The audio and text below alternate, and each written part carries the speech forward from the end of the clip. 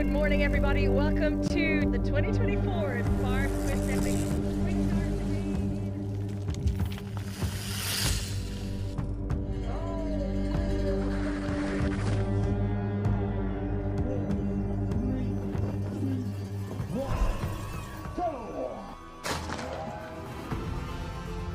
Always exciting because the landscape, everything, trails, everything is super amazing, and I can't wait to hit all this nice stuff.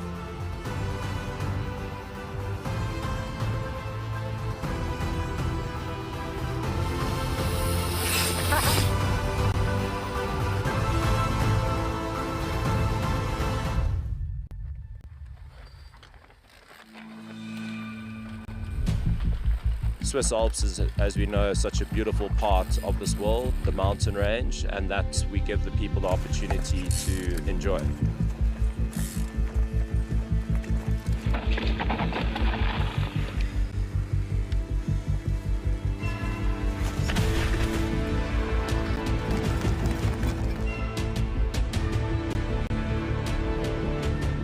I think the trails will also be perfect, so it will be a great week, and we will enjoy it.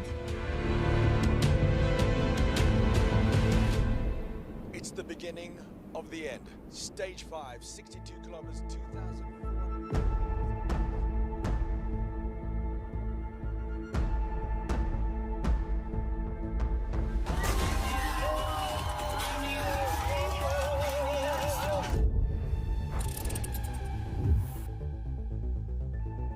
The downhill was so funny. That made my day. It was really nice. And the landscape? The landscape is amazing. It's so beautiful here. The Alps.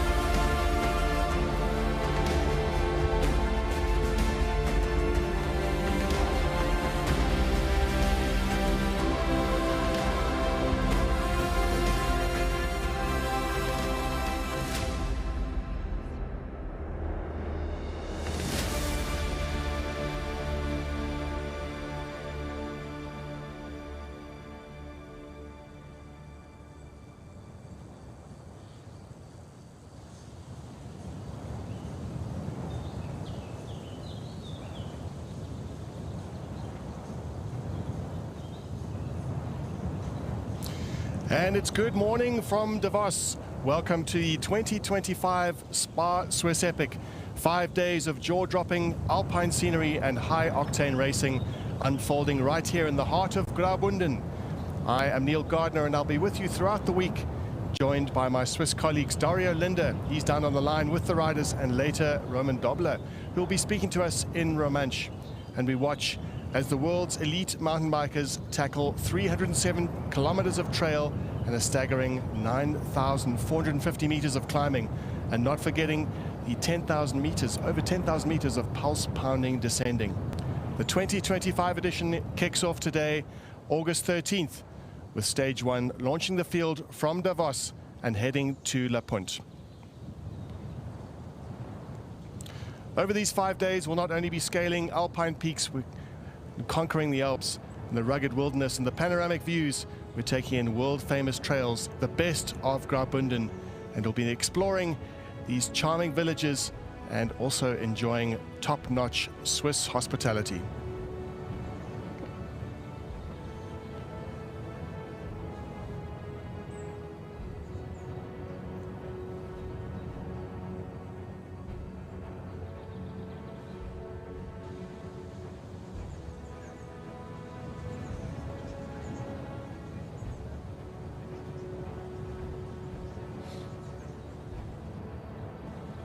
And we're going to be hearing from Dario and the riders down on the line in just a moment.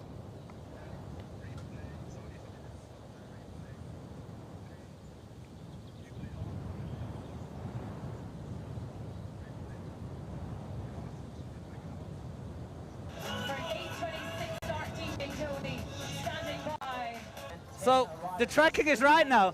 Yeah, everything set for the stage today. Okay, so second year, Swiss Epic, second win this edition. Yeah, not a newbie anymore. Yeah, I mean that would be yeah, amazing to win another one in the second year. That would be a dream. But I think this year the opponents are stronger. And yeah, every race starts from zero, so let's see. Did you change something in case of last year? So different training, especially for the Swiss Epic?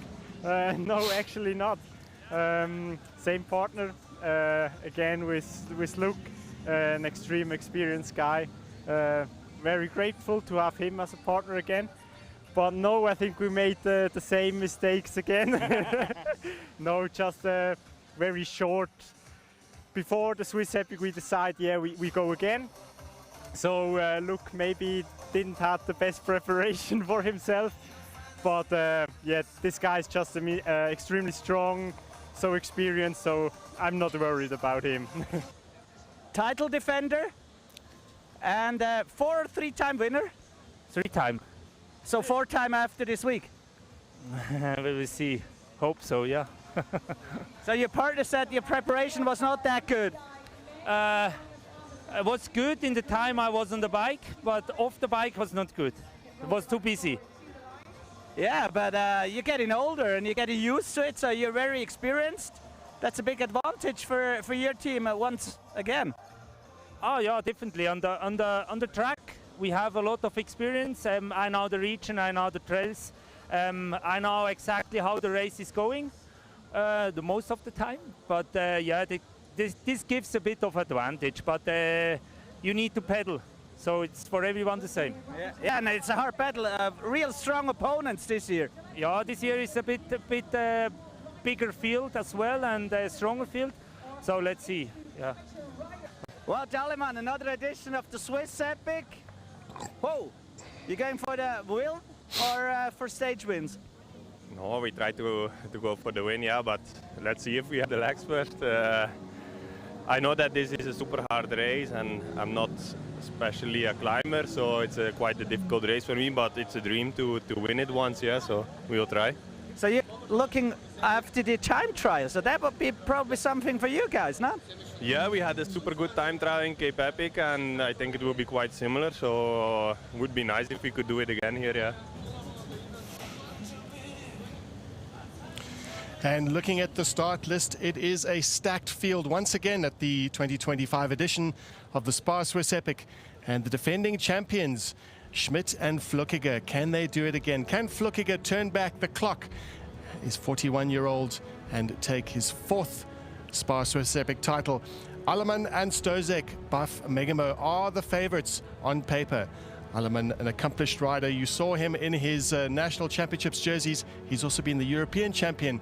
And Martin Stozek, a worthy partner of the Belgian. And a little bit further down the list, we see some local names. And never discount the value of local knowledge on these trails. There are some tricky downhills and some vertiginous ascents. So local knowledge will play into the favor of the Swiss riders.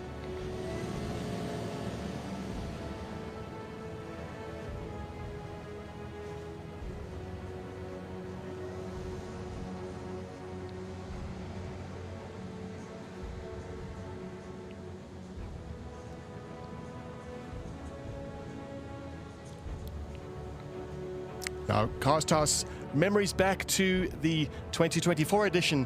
We had the Samparisi brothers having a fantastic performance, winning stage 1, and we expect to see great things from them this year. They are the protagonists to the Buff Megamo, the favorites, and we also expect to see big things from Topada Kende FSA.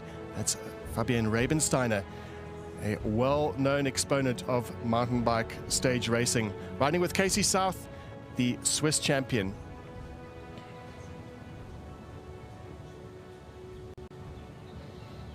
In the foreground, wishing everyone luck. The sportsmanship of Lukas Flückiger. He's in his 20th year as an elite rider. And they set off on their journey today. 78 kilometers they have to cover, and over 2,000 meters of climbing of today's stage.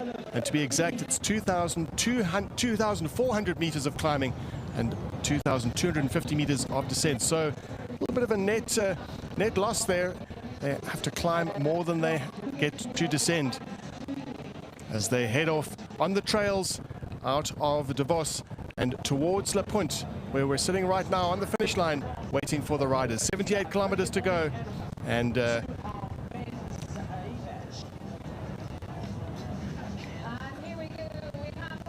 today looks like an exhilarating mix of the flow and technical trails through the towering peaks and the deep forests, and they'll be followed by the Bulls Media e-bikes. We're on board with them right now, and it's a unique way of covering this race, a rider's eye view of seeing exactly what they're going through. And we also get the best seats in the house spectating this competitive mountain bike stage race as they head off on the trails, heading towards the first big climb of the day, the Ishap Trail, the climb just before the Ishap Trail. And they will be reaching the first water point just before the 25-kilometer mark, and will be receiving some time splits. This was earlier today, and we saw a large group heading out of town, heading out of Davos, heading into Punt, and the group all together with all the protagonists. We expect the action to really happen on the penultimate climb just before the big climb up to Albulapass. Take a look at the start list of the women's category. Monica Calderon, Tessa Kortekas, they had a dominant performance, winning every stage in 2024. And the Colombian and the Dutch national looking very strong, but they will be challenged by Rosa van Doorn and Janine Wust, a local rider. And this is the team from Buff Megamo. The challenge will certainly come from Vera Loza and Alexa Scarda, the American. Loza having won the SPAR Swiss Epic, guiding the SPAR Swiss Epic rookie. Welcome to Swiss Epic. So this is the 10-second warm-up. Yeah, to warm up for Albulapass.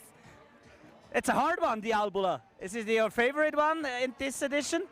Yeah, I really like Flüela and Albula are my favorite climbs here, so let's enjoy. Is that a new one, the scarves? Yes, it's quite slippery on the track, so watch out. Okay, good. So, thank you. Go straight over to Rosa. Oh, that's the hard part of the warm-up, Rosa? Yeah, no, just warming up a bit. So you just won the Andorra edition of the Epic Series. So another win here in Switzerland for you. Woof. We hope it will be super nice, especially on this course. So did you check out all the whole course? No, I did only the first part of today. But you have a local with you. Yes. So have a good one the whole week. Thank you so much. Good. So back in business after last year's win. So you're gonna defend the title. Yeah, that's what we're here for. Only for that? No, more to enjoy the trails and to do what we love. So you arrived last Wednesday in this area. Did you figure out some of the trails? I don't think the trails of the race, because we stayed in Lenzerheide. So I took a card of the cable cars, and I went up with the cable cars and down with the bike. That's all I did last week. Different story this week. Now it's all going up, yeah, but neither down with the cable car.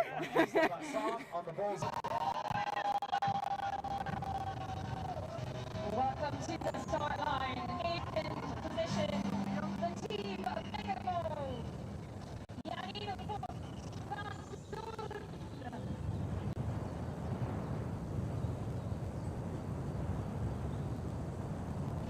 Calderon, the Colombian national, and also in her own right, a multiple national champion and a worthy partner for Tessa Kortekas. Rosa van Doorn, again, another national champion lined up at the start riding with Janine Wust and looking to live up to the promise of the young Dutchwoman, coming into her own really, and had a breakthrough race in the European Championships, winning the European Championships, and we expect great things from this pairing.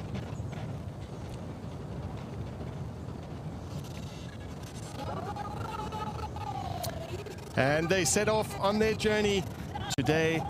It is a 78-kilometer, same for the men, 2,400 meters of climbing, and with it all culminating on the Albulapass.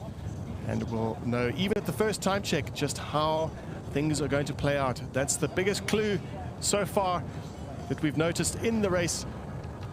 When we see the riders at the first time check, we get a fair picture of how the week is going to play out. It's a strange thing looking at the first stage, because today's stage is in fact the longest stage with the most amount of climbing throughout the week. So a bit of a baptism of fire for them. And they head out and see them snaking their way out on the roads. Stacked field of women's riders.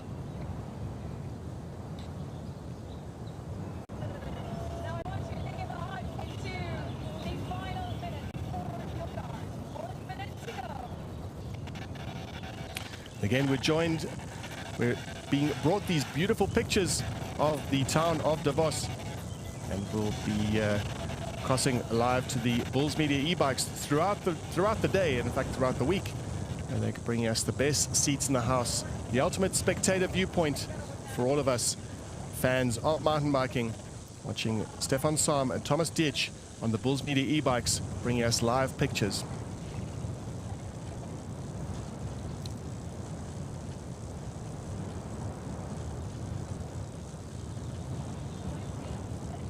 A little bit about the route today. The route from Davos into Punt brings us an exhilarating mix of both the flow and the technical trails through the towering peaks and the deep forests, characterized by the deep forests, and past Monstein, Europe's highest brewery village. And they'll be tackling the dramatic gorges and narrow bridges and ancient cliffs. And they'll be passing over the Wiesnerviadukt before climbing up to the high-alpine Albulapass at 2,324 meters. And the just reward, a thrilling descent on the Albulatrail into Punt. It's a true alpine adventure. Epic trails, stunning views, and that raw mountain spirit as they conquer the Alps. And also about to conquer the Alps are the amateur riders in the field. This is a true pro-am event. The amateurs can test themselves on the very same trails, on the same route, and the same amount of days as the top professionals. They get to measure themselves against some of the finest athletes in the world. And many of these riders dedicate much of their spare time to training on the bike and off the bike, so they can get to experience what it's like to ride through this most spectacular alpine scenery. And we keep saying the phrase, conquer the Alps. Right now we're with the women's field, and it's still very much all together. We expect the major action to happen on the main climb of the day, the Albulapass. But surely things will string out before we get to that point.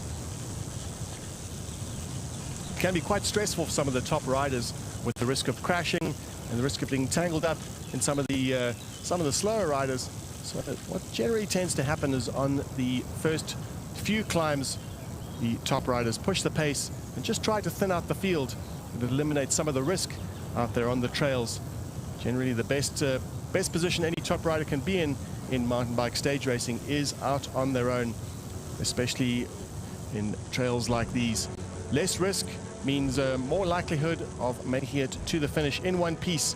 It's not just about firepower, it's not just about descending ability, it's about knowing how to play this race from a tactical point of view. And we can see there, this is a view of earlier today, tracking the Giant Factory Off-Road, Scott Racing, Topado Kender FSA, and KTM Spada, the Samparisi brothers, back for revenge after last year's disappointment. The names we see on the leaderboard right out front, leading the way, Lilo and Kuhn, the giant team, having a surprise performance here. We're looking forward to seeing how they fare throughout the week. The 23-year-old paired with the cyclocross rider, former cyclocross champion Kuhn, is looking to stamp his mark on the SPAR Swiss Epic. Just looking down the list, I think 15 riders in the front group. A little bit of a gap back to the 16th rider, and 15 riders in the group. Very stressful time for the top professionals. The men, 63-kilometer to go mark. We're only 45 minutes, just under 45 minutes into the racing, and we are already seeing some gaps in the field, and that is characteristic of this race. As we said earlier, the professionals really like to push the pace on the climbs and get an advantage and try to thin out the field where there is less risk, less chance of any crashes, less chance of that jostling that happens in the field. You can see passing the traditional Swiss villages and the alpine scenery and the deep forest that they'll be heading into in just a moment.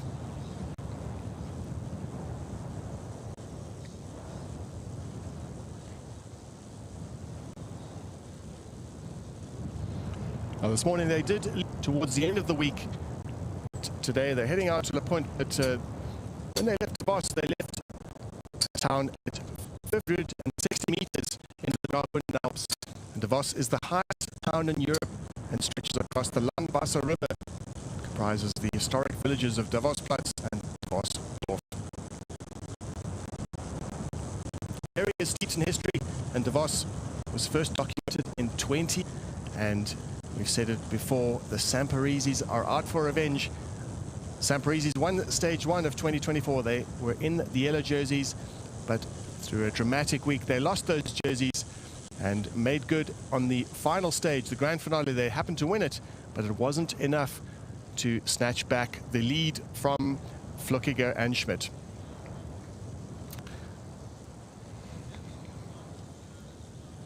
We're going to keep you updated throughout the day, in fact, and throughout the week with time checks at the various time split points.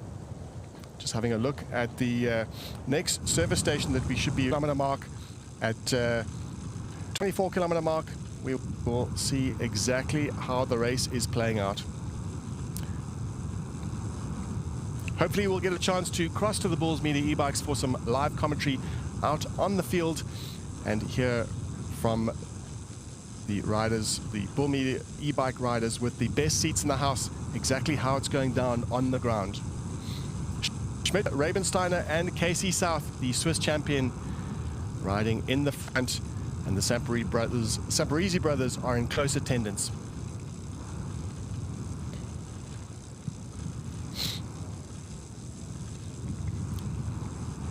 Well, they made good time. And at the 35-kilometer mark, we expect not to see them here so soon, but the 35-kilometer mark, after almost an hour and a half of racing, Schmidt and Flückiger, Rabensteiner and South, and Gehrig and Butikoffer riding with Alaman Stozek, all in the same group. Sefredi and Goria and Bilo and Dupras having a great day out, the two French riders.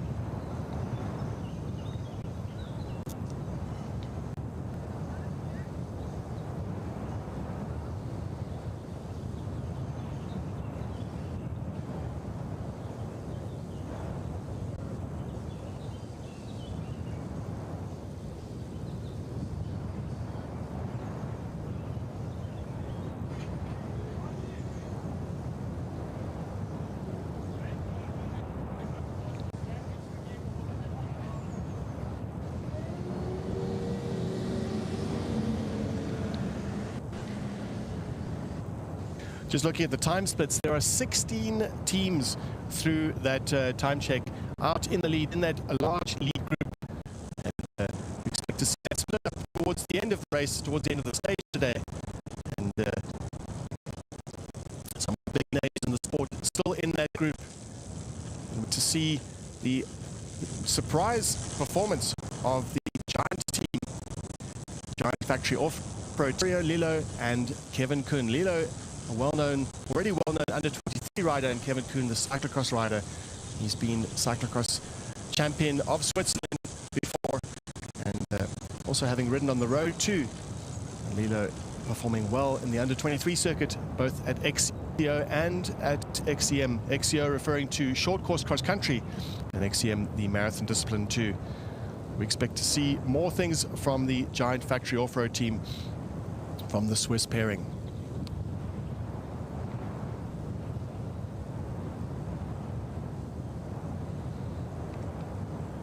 Just going down that list of favorites, and we've all been amongst ourselves here, we've been speculating as to who will win the 2025 edition, and all eyes have been on the Buff Megamo team, but also let's give some attention to Klimatiser Orbia. Mark Stutzman and Samuel Poro are poised, are on form, and they're ready to take on the very best.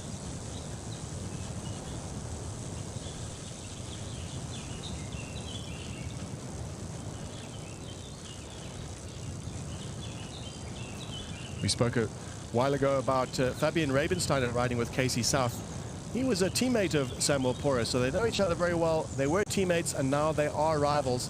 And we are expecting to see how that plays out. Samuel Poro, a new team for him, riding for Klimatiser Orbia. He's been riding with the Italian outfit for many years, and now a fresh change, a fresh team for the Italian. Well, we'd love to hear from Stefan Sam out on the course, and he can tell us exactly how it's been going, how the tactics have been playing out, and how the riders are doing out on the course.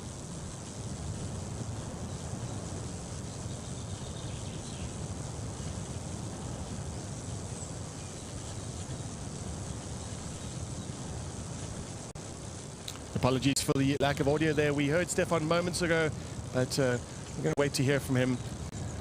Gives us the go-ahead. He'll give us some commentary from the course. And it's such a unique way to hear about, a unique way to spectate this race from the Bulls Media e-bikes. Stefan Sam, a three-time winner of the Absa Cape Epic, and who better than to navigate these trails behind the very best riders in the world, himself having been one of the best riders in the world, is able to handle the Bulls Media e-bike through these tricky trails. Bit of a bottleneck there on one of the corners, bit of a tricky section where the riders have to dismount, and this does play into the tactics because see the riders at the front get a chance to accelerate out, and that elastic band does stretch. The riders at the back don't seem too concerned. They know they've got a chance to catch up, and the gap isn't too great as long as elastic band doesn't stretch too much. They'll be fine. All should stay together on this section of the trail. We really need to light up on the way up the Albulapass.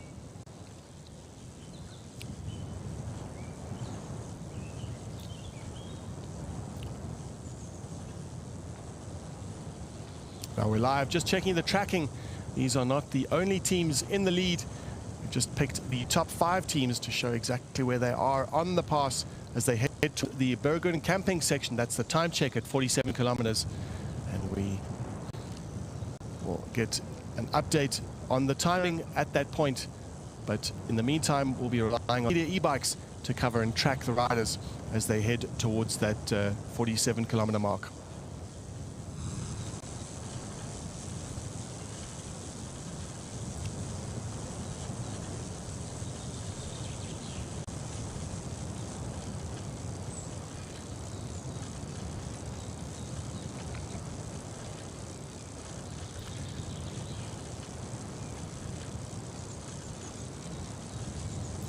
We're currently at the 38 kilometer mark, and to that service station, the second service station of the day, there is a steep climb, perhaps one of the steepest of the stage today, and this should see the race stretch out a little bit for the final main ascent up Albulapass. This is where the action could happen on these rocky trails, these tricky technical trails. Technical climbing is almost as difficult as the technical descending, where riders have to keep their balance and also keep traction Seated climbing is what it's all about. In fact, climbing is what it's all about at the SPAR Swiss Epic. But seated climbing requires a certain technique where the rear wheel maintains traction, especially on the loose surfaces that you can see on the left-hand screen. On the right-hand screen, we're the women in a fast section of the trail as they head towards the next time check.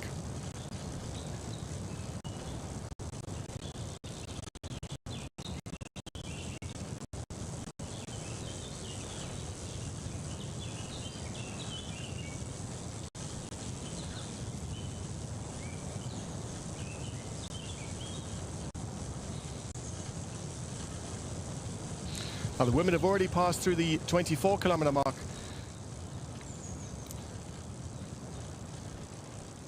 And just looking down that list, the Team Efficient Infinity SCB SRAM, Vera and Alexa Skada are flying today.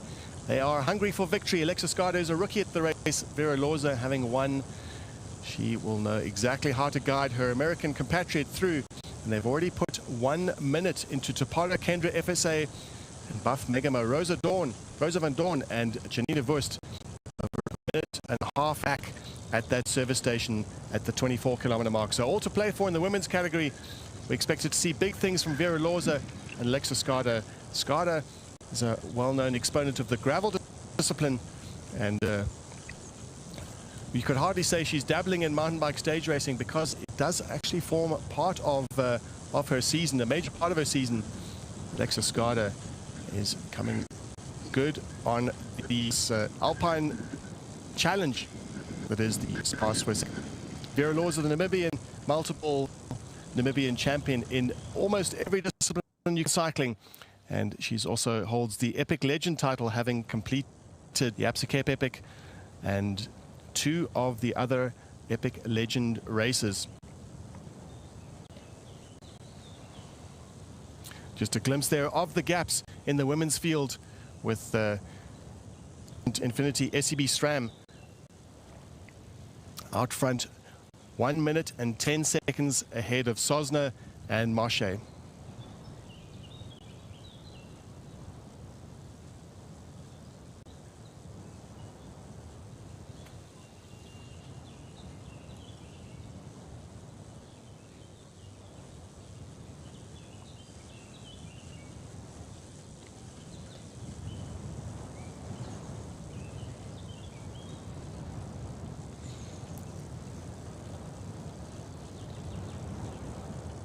We're reaching that next time, and the Cannondale ISP Sport are the defending champions. Had such a dominant performance last year, winning every stage. Monica Calderon, the 38-year-old Colombian, riding with Tessa Cortez from Holland. She's also she has dual citizenship, Spanish national champion, and also having a great performance this year. Together they won the 4 island.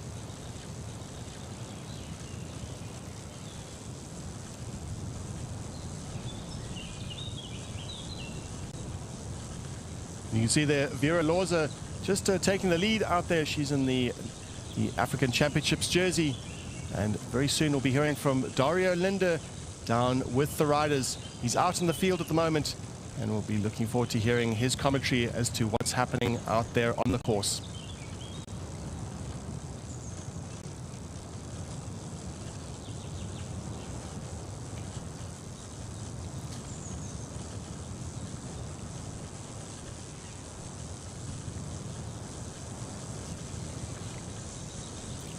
Alexa Skada following her Namibian teammate, also a well-proven partnership. Skada is in fact a well-known gravel exponent. We said it earlier, she's some great results on the gravel circuit. She's been top 5 last year in the overall rankings, the Lifetime Grand Prix circuit, which also includes mountain bike, the marathon discipline. And she's new to the SPAR Swiss Epic, and she's got a good guide, the former winner of the race in Vera Loza. Vera Loza is practically Swiss. She's married to a Swiss national, Connie Loza, also himself an accomplished mountain biker, both at the SPAR Swiss Epic and also at the Absa Cape Epic.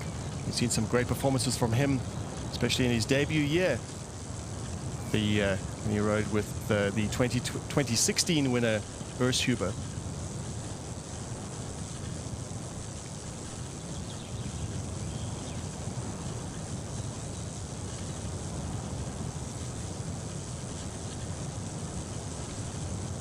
Vera Loza's victory at the SPAR Swiss Epic was when she was partnered with Kim Lecourt, who subsequently has moved on to the road and in fact was wearing the yellow jersey at the Tour de France Femmes avec Zwift this year. And an exciting race, exciting to see the African riders doing well out on the international circuit. Alexa Skada takes the lead. They look evenly matched as they share turns, driving that gap even bigger.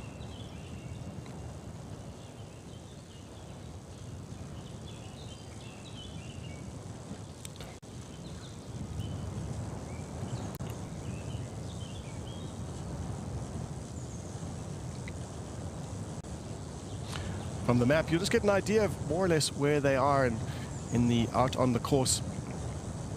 43 kilometers to go. And Cannondale ISP Sport, Topara Kender FSA, and the Bulls, the Swiss team, are having a good day out today.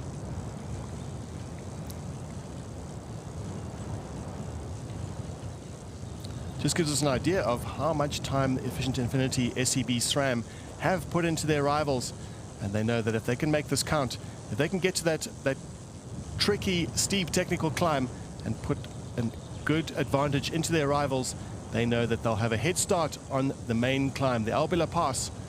And that means that when they start descending, they can afford to ride a little bit more conservatively, knowing that the other riders will be on the back foot. The other riders will push just a little bit harder to try and catch up, which puts them into a difficult position with their rivals having to take extra risks to catch back up to Skada and Loza.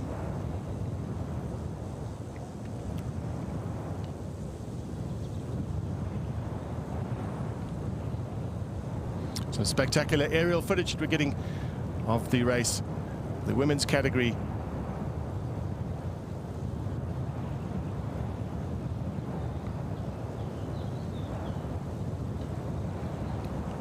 Just having a look at that time check, it seems that Loza and Skada are putting minutes into their nearest rivals. And Rosa van Dorn and Unida Wust, one of the favorites coming into the race, are riding with the... are not alone. They have some company, but looking down that list, alarmingly, Calderon and Cortacas are not having a good day. We'll hear soon when the riders finish exactly what is happening down on the trails and what has befallen the Colombian and the Dutch national rider. It could be a mechanical, it could just be that X factor that comes into professional racing is form. Never quite sure how you'd cope with the altitude, although Monica Calderon is Colombian. Her hometown is at altitude and she should be well accustomed to it. But with their rigorous travel schedule and very difficult calendar, the SPAR Swiss Epic is more or less at the end of the season or towards the end of the season, and it all depends on how that season has gone for the riders. So it's hard to predict exactly how they'll all perform, but we did expect to see Calderon and Cortacas at the very front of the field and not 4 minutes down on Vera Loza and Alexa Skada. All credit to the American and to the Namibian putting down the pressure where it really counts, and an unexpected move from them so early in the race. We expect Loza, well-known marathoner, and Skada, also a longhand format racer, to come good in race week towards the end, but it looks like they're putting in their moves really early on.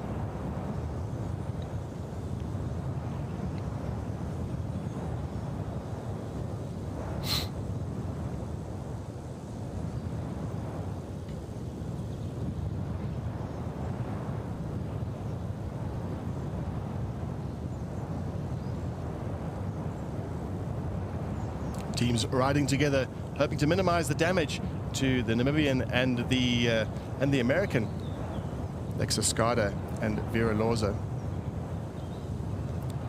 We're on stage 1 at the 2025 edition, and the 2025 edition started in Davos, and we head to La Punt's Bike Kingdom We're going to be heading up some of the most well-known high mountain passes in the region. Some special addition to the race, stage 3 throws in a high altitude twist, team time trial at the Alba Pass. And then we head back to Davos for a traditional hero's welcome. And the final stage, the grand finale stage, is a loop course. And riders will be finishing that day, and they're becoming, for the riders who've ridden an epic series race before, they will understand they will be receiving a hero's welcome.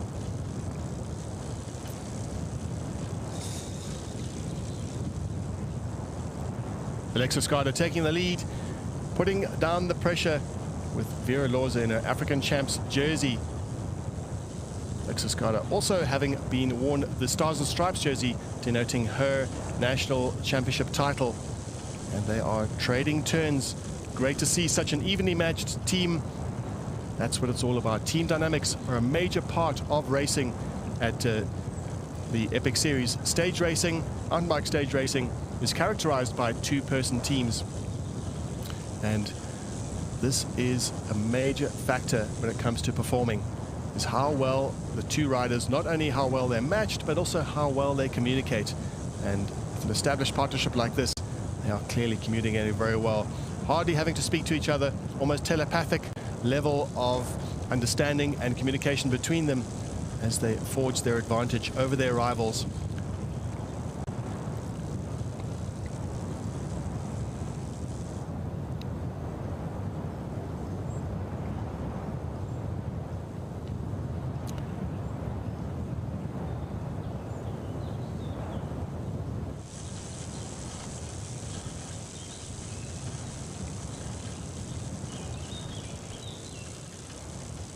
Looking very smooth out there on the course, and we're going to be treated to some useful graphics as to how they've fared throughout the course.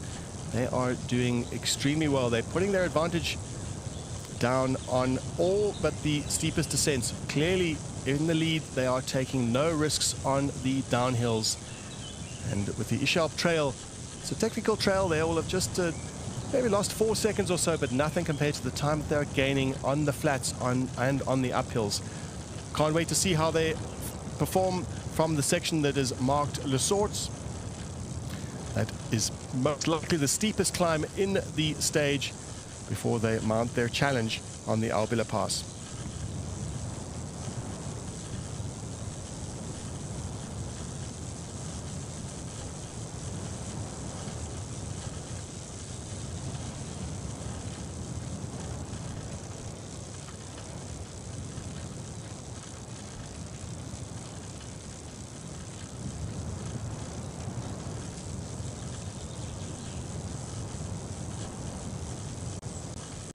Vera Loza leading the way, the 31-year-old, multiple Namibian champion, and it's her 6th time at the SPAR Swiss Epic. She was she's won the Cape Epic, she's won the 2023 Swiss Epic, and she was 2nd at the APSA Cape Epic in 2025, 2nd at the 2025 Andorra Epic, and 2nd at the 2025 Four Islands Epic. And it doesn't look like she's going to be happy with 2nd place here today at the SPAR Swiss Epic, the first stage, stage 1, the 2025 edition, as we are back with the men, and we're heading through the field to see how much damage this climb has done on the main field. We're right now with the bikes team. These are the defending champions, with number 1 John Schmidt behind Lucas Flückiger as they mount their challenge on this climb.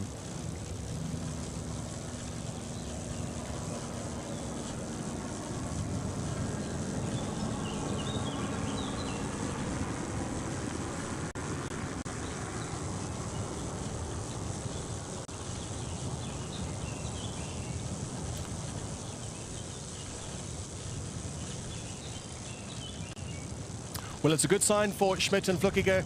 They look like they're absolutely on form. Flückiger did come into the race saying that he was a little bit concerned about his preparation, not quite the lead-up that he had wanted, but that might be a bit of fighting talk, the Swiss rider.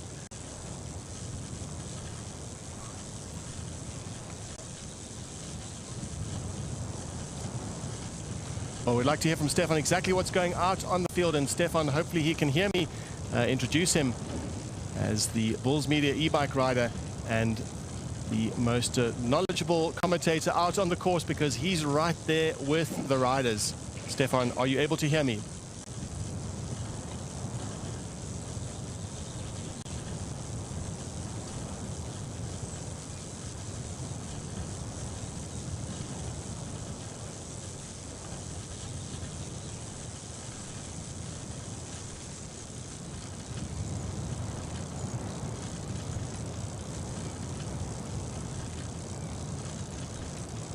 Well, we are still struggling a little bit with the audio.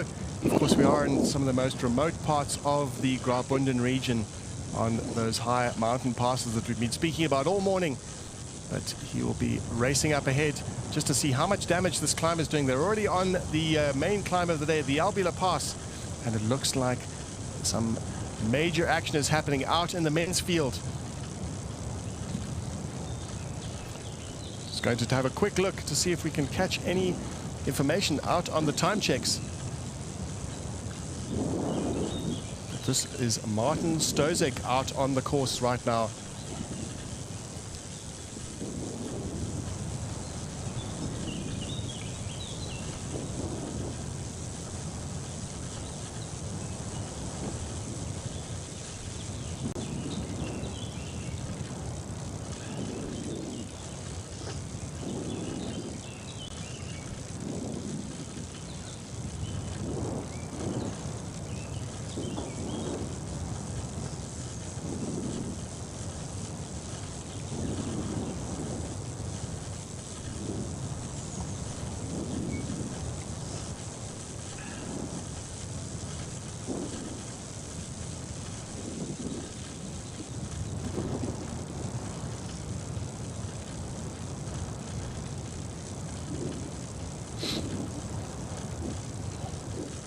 If you can hear me, I can give some insights now. Behind Martin Stozek, Wout Alleman is waiting for him.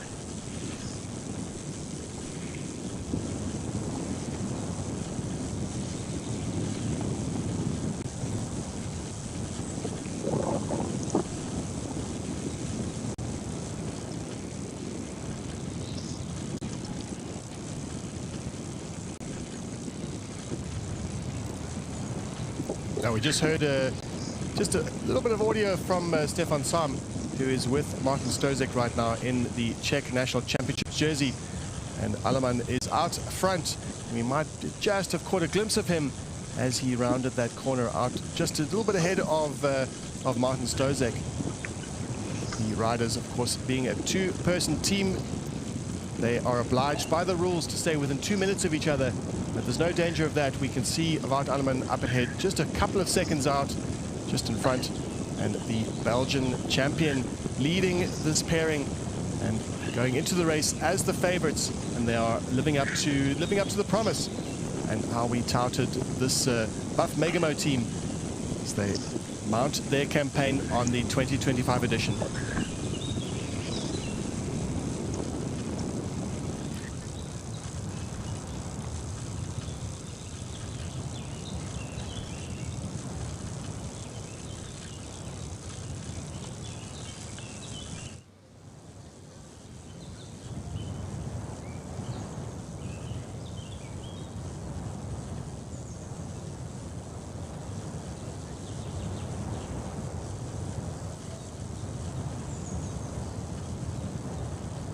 Just having a look at the aerial view.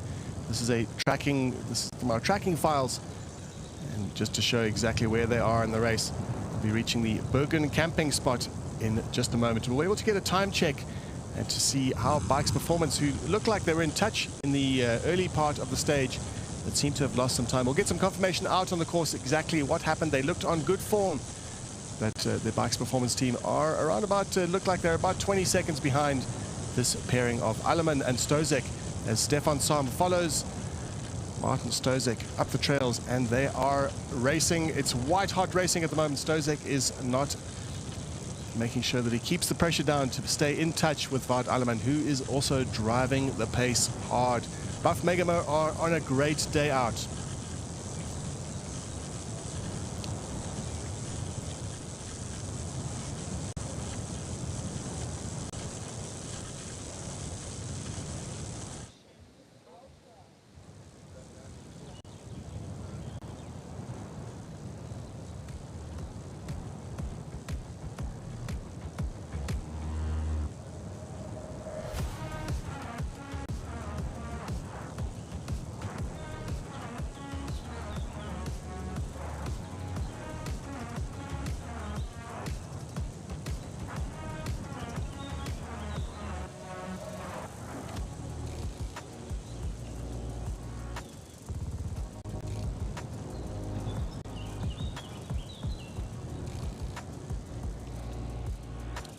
I was still looking to get a sight of exactly where the Buff Megamo team are out on this map.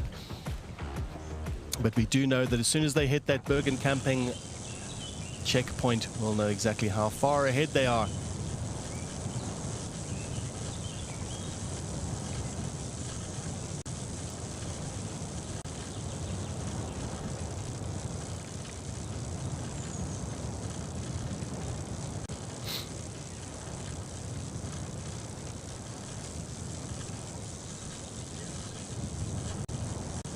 We saw there's Wout Alleman just out front there, driving the pace.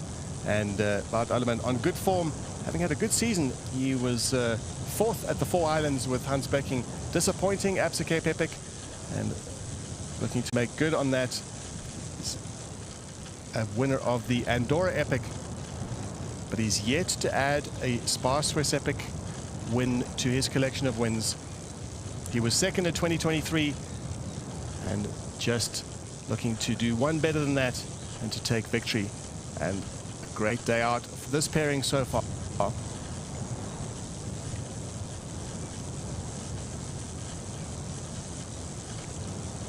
So Martin Stozek, the 31-year-old, and he has won the SPAR Swiss Epic before in 2023 when riding with Mark Stutzmann. He was third in 2020 when he was riding with the Cape Epic winner, the Absa Cape Epic winner, Christian Heineck. Martin Stozek was last year's European gravel champion and this year's national champion in the marathon discipline.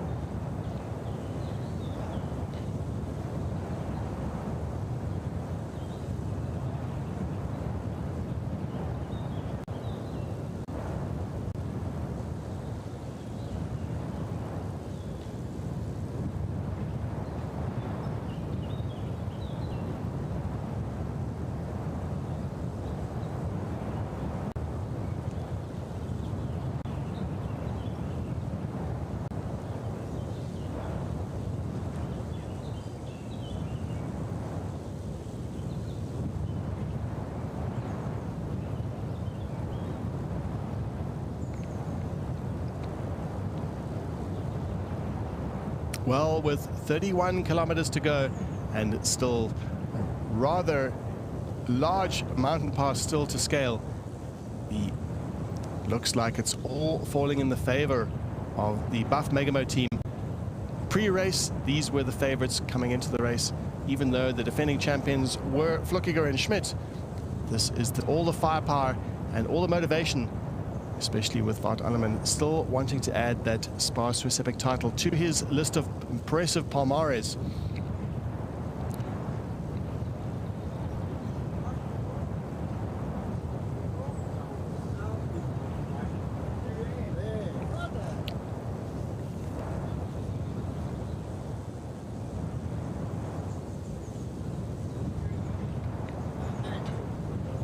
Right, well, this is the moment of truth that we're all waiting for.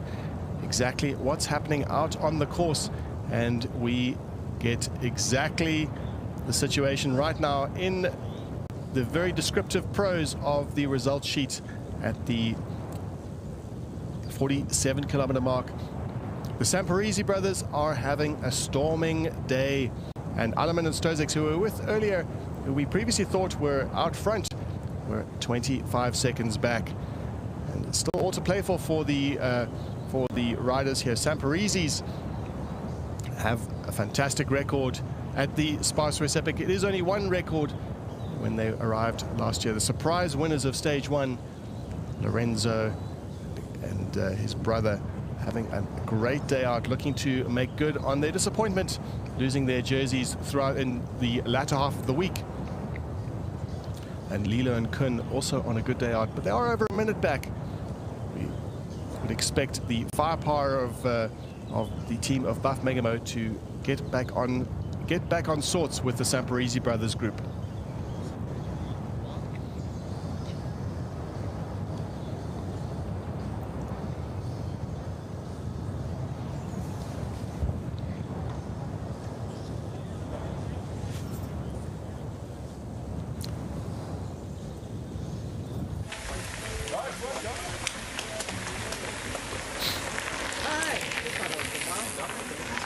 just going to be just going down the list of riders who are passing through that time split. Number 5 at the 47-kilometer mark, the service station to Bergen Camping. And out in the lead, let's do a roll call. The Samparisi brothers riding with Torpedo, Kenda, FSA, Fabian Rabensteiner and Casey South. The Metallurgica Veneta MTB Pro Team, Taffarel and Arias, having a great day out. Another surprise that they're out front, but that's what this race is all about. It's all about the favorites and the dark horses that we didn't spot initially. That's what makes it so exciting. Climatiza Orbia, another of the favorites, Stutzman and Poro out in that group. A group of 4 with Scott Racing, Sifredi and Goria in hot pursuit with their second team, their backup team, Andrea Beely and David Focoli. Buff Megamo in hot pursuit as well. 25 seconds down. They'll hope to shut down that gap as soon as possible to get back on terms and get back into that group. Group of 7 teams really in contention for the stage win as we head up the Albulapass.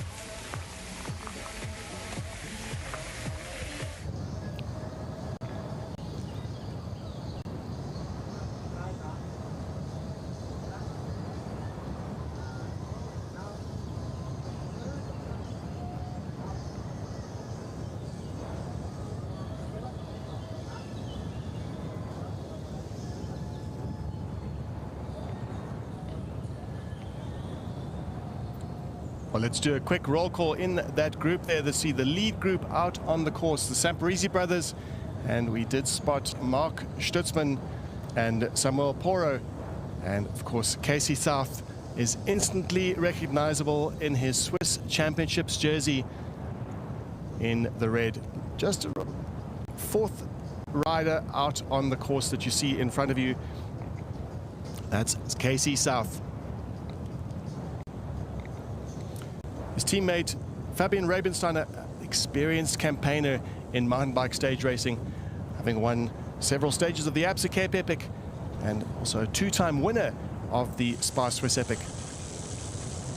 Could he make it 3 and match the record of the legendary Lucas Flückiger? Flückiger into his 20th year as an elite cyclist, as a professional rider, and riding for Bikes Performance. This is in fact his own team outfit.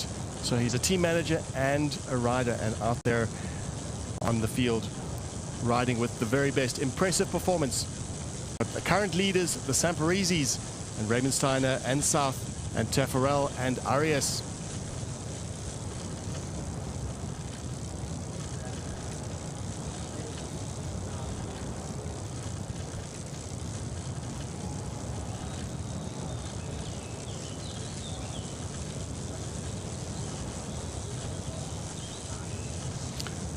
We didn't see Stutzman and Poro in this group. We're looking to see whether Stefan can add some insight as to where Poro and Stutzman are and just how far Martin Stozek and Wout Allemann are behind. But it looks like the Samparisis are keen on taking this to the line. The Climatiza Orbia team are playing a bit of a back seat. Just enjoying the pace being set. We'll no doubt see them accelerate, or it'll all play out at least on the Albula Pass. It's hard to tell exactly who is on form, and we can see the Scott Racing team keen to get back on terms. They were 11 seconds back at that time check, both the Scott Racing 1 and 2 teams. Great outfit here. Andrien Bieli, a well-known exponent of this race, riding with his partner David Focoli, and Sifredi and Goria, an all-Italian outfit except for Andrien Bieli, the Swiss rider. In fact, we have the Italian champion out front leading the pace, looking at the front, at the team in front of them, looking to get back on terms with them. It's all about being able to see the riders in front. It's a bit like the hair out front always makes it just a little bit easier when there is something, where there's something to aim for, something to catch.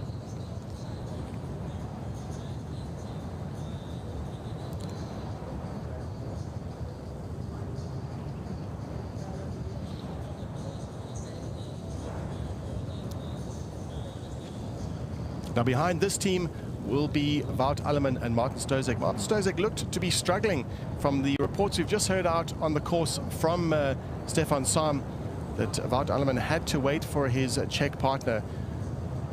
Let's hope that they will come good through the week, because they are going into the race the favorites, and we all know the firepower that Wout Alleman has and the capabilities of Martin Stozek. On the right-hand screen, we can see the women, and with the leaders out on the course today, Vera Lorza and Alexa Skada. Fantastic ride from this pairing today. Almost 3 minutes again over that time, at that time check last time we checked. So keeping an eye on the next time check to see how they have progressed.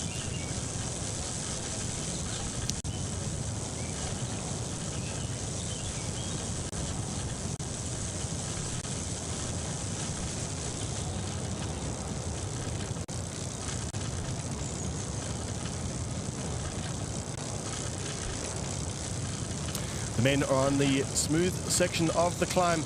This is characterized by the race. Sometimes there's a bit of respite from the rough surfaces they've been experiencing, certainly on that rough, steep climb that we saw earlier. They will just enjoy getting into a rhythm. And let's be honest, it's a very high rhythm that they'll be setting on this climb as they head up the Albulapass and looking to gain as much advantage as they can, putting as much of their power down as possible to gain as much advantage. So when they reach the top, that gap will be playing in their favor, because of course the riders trying to close that gap will have to take extra risks on the way down. And extra risks mean the possibility of having a mechanical crash, and of course the time loss then with a puncture or a crash could be infinite. We've seen riders in the past lose their races just from a simple tire cut, and that comes from just pushing a little bit too hard on some of the rockier sections of the descents. And that's why a good performance on the climb is just so important, no matter where they are out in the course, even if it is in the very beginning of the course. It's important to put down as much pressure as they can on the climb to gain as much advantage, to put the other riders on the back foot.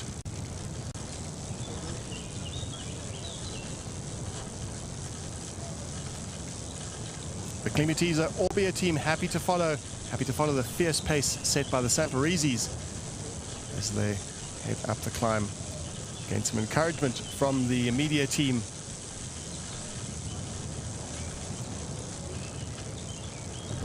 When they reach the top, they'll be able to see the panoramic views from the Albulapass, and a reward will not only be from the panoramic views but also the descent. Even the top professionals racing at this level, they still enjoy the views and still enjoy the flow trails and the technical trails too on the SPAR Swiss Epic.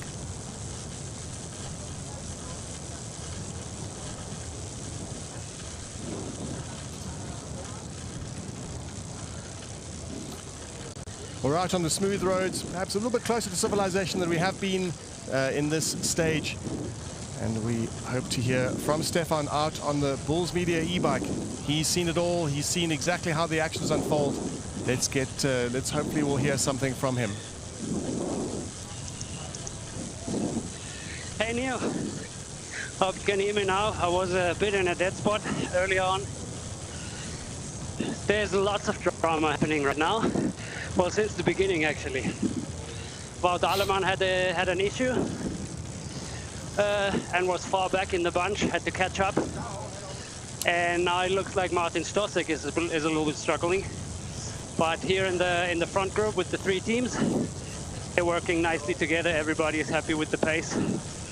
But the real damage was made at the technical uphill, the first part of the Albulapass. Also, Lukas and Jan a little bit struggling, but I assume they will come back on the downhill into La Punt.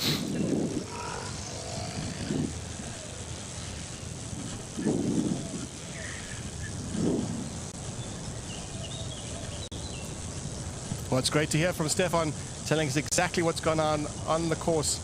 and being a racer himself, a three-time winner of the Absa Cape Epic, he knows exactly how the tactics unfold and all the tricks in the game, and he will know also how to read the race and how to even predict it. So by the time he gets back down into La Punt, we'll be cross-questioning him and asking him exactly how it all went down for our post-race analysis.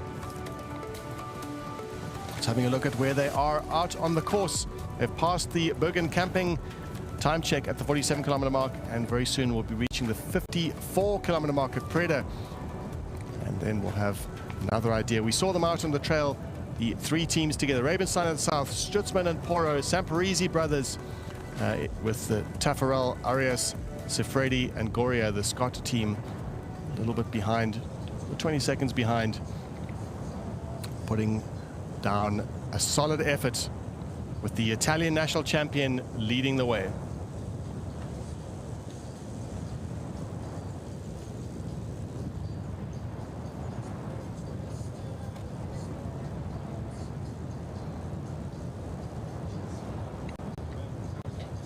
Agonizingly close for the chasers, looking to get in touch with the lead group. Best chance they have at victory, with 3 spots on the podium today, and the best chance at the yellow jerseys. Of course, the winners of today's stage, it is the first stage, the winners of today's stage will pull on that prestigious leader's yellow jersey. By the time they get back into or head into La Punt, we've got a very fast finish. We expect to see fireworks, with the Samparisi brothers having proven that they are well versed at a chaotic sprint. So we expect to see big things from the Italians once again.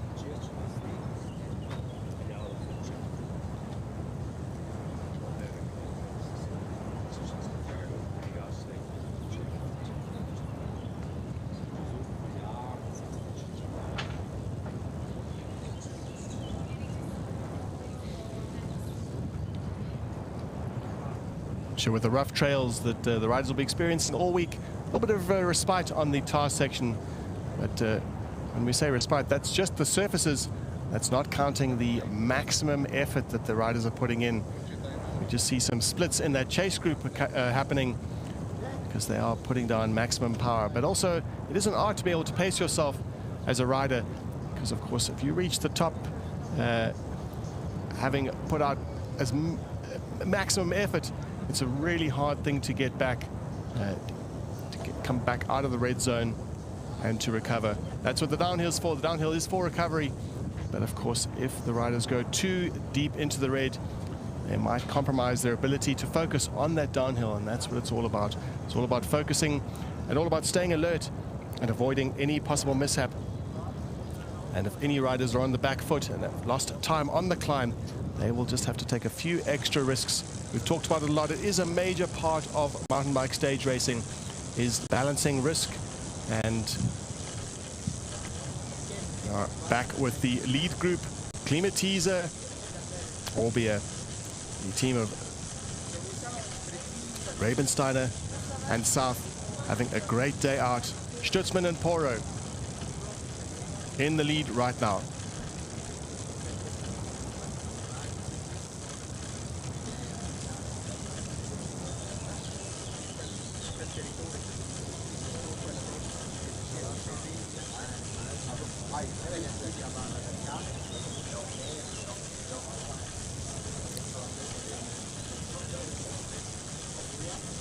So the graphics are a telling story with how well Stutzman and Poro are handling the climbs. Not taking too many risks on the downhill, but on the flatter sections and on the uphills, they are gaining a huge advantage.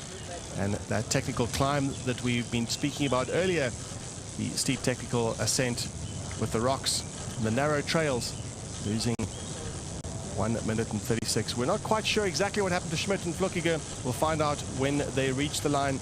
Dario will be asking them some searching questions from the defending champions and the 3-time winner, in fact, of the SPAR Swiss Epic, Lucas Flückiger.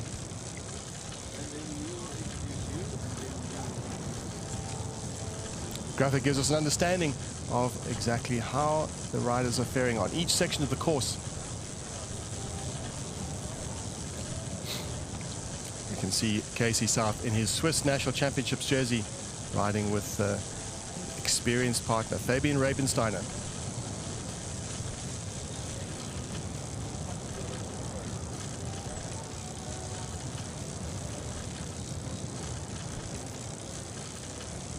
Well, they've hardly left the front. The Samparisi brothers, the 33-year-old Nicolas Samparisi and his brother Lorenzo, both his younger brother, or Lorenzo, 2 years younger in fact, and Nicolas Samparisi, the taller rider, has been setting the pace. Some impressive palmares from the Italian. He was second in the Italian National Championships in 2022 and second at the SPAR Swiss Epic, in fact, in 2024, riding with his brother. And his brother also often on the podium of World Cup races in marathon single-day races. And himself was second at the Italian National Championships in 2011.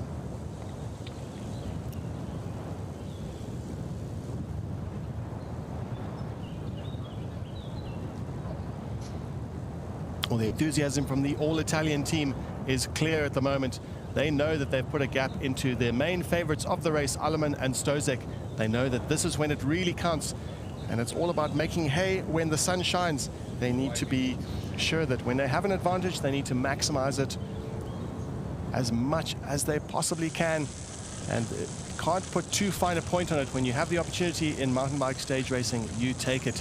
You drive home as much advantage as you can, because the next day you never know what might happen.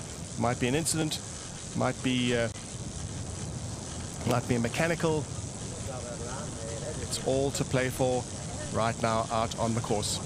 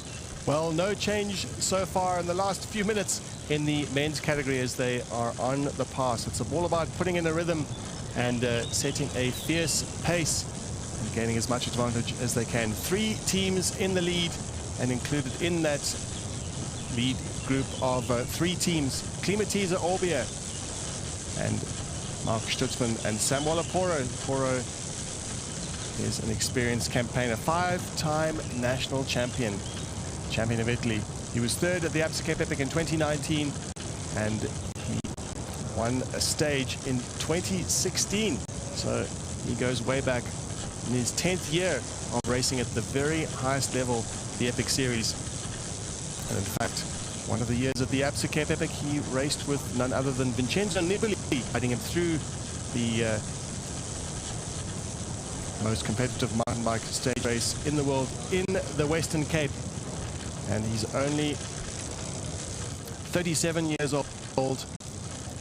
New team for him, the 5-time Italian champion, and looks like he has a new lease on life, riding with Mark Stutzman, the Swiss national. Stutzman, 33 years old, having won the SPAR Swiss Epic with Martin Stozek.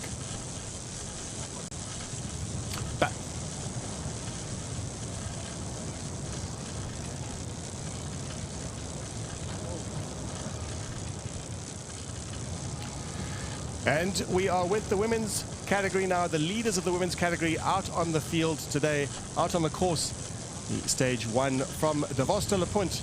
We're with Alexa Skada, who is right in front of us, and she's been led up the steep technical section of this trail by Vera Lorza, the continental champion of marathon.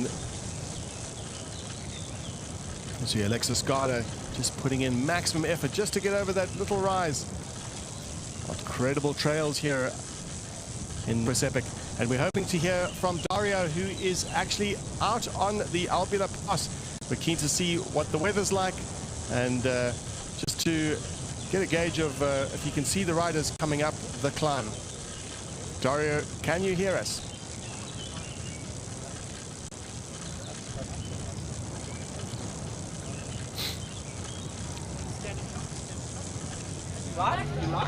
Yeah.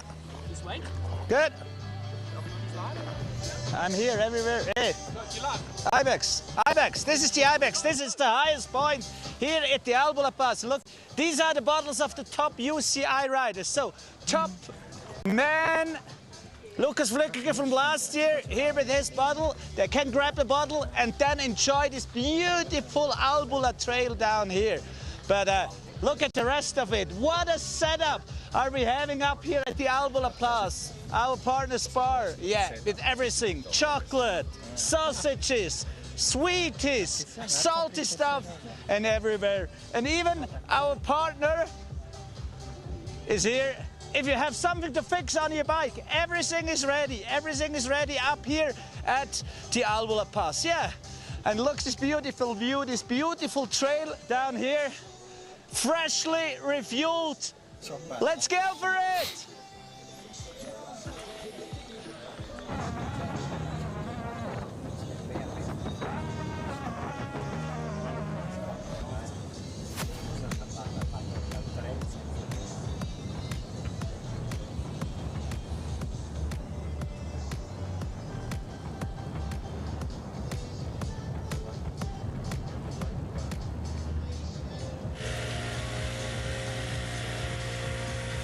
Well, it was great to hear from Dario out on the climb at the highest point in the race today, in the stage at the Albulapass, and he was standing at exactly 2,300 meters. So he'll be reporting live top there before he comes down to join us on the line to interview the riders and to hear exactly how it went out on the course. We're watching the UCI women at the 47-kilometer mark as they head into that time check. We'll be able to get a time check on just how well Vera Lorza and Alexa Skada have been progressing. We saw earlier that they put over 3 minutes into their arrivals at an early part of the stage already on the tricky technical sense.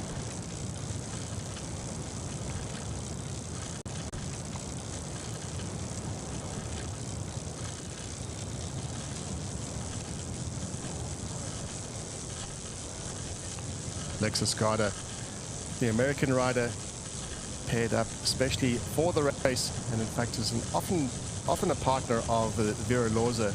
Pair up. They do ride for different trade teams, different sponsors, but they pair up especially for the race. Vera Lorza riding in a Continental Champs jersey, and Alexa Skada, former national champion in the marathon discipline. And at the 35-kilometer mark, their advantage over contender FSA, that's Sosna and Marche, was over 3 minutes. 3 minutes and 44 seconds. Buff Megamo riding with the contender FSA team. Together, Rosa Van Dorn and Univust have paired up with the contender in pursuit of the American Namibian and the Bulls Swiss team. Also on a good day out, riding together with Monica Calderon, the defending champions, Calderon and Tessa Kortekas. Cannondale ISB Sport 4 minutes back off the lead at the 35-kilometer mark. Doesn't look good for the Colombian and the Dutch rider if they want to defend that title. 4 minutes is a lot of time to make up, even though there are 4 days to go after the stage.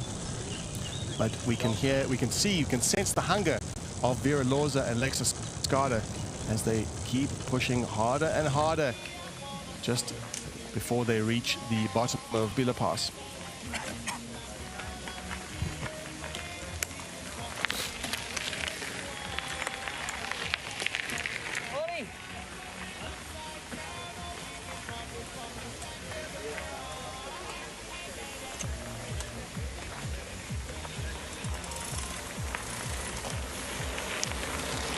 And this is what all the riders from the front to the back of the field can expect the service at a Pro-Am mountain bike race at the Epic Series. As they expect the star treatment from the SPAR and then enter stall and also from the sponsors of the race. And they get full access to nutrition and technical support, and setting them on their way, refueling and making sure that their machines are running smoothly. Just having a look at the women's section, just seeing where they are out on the trails.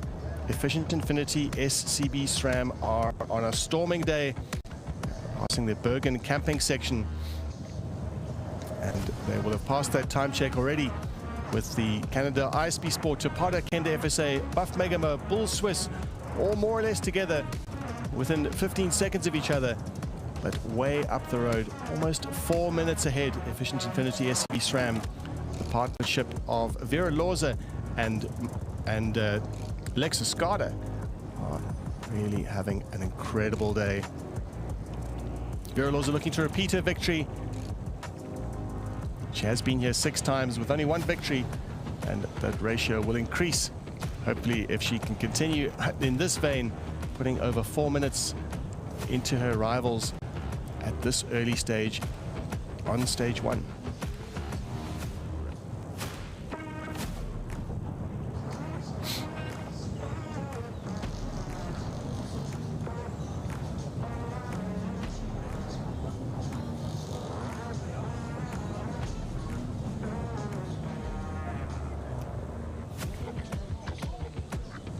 Now we have just seen that at the service station 2, that's the Bergen camping, the 47-kilometer mark, Efficient Infinity SCB SRAM have passed through there.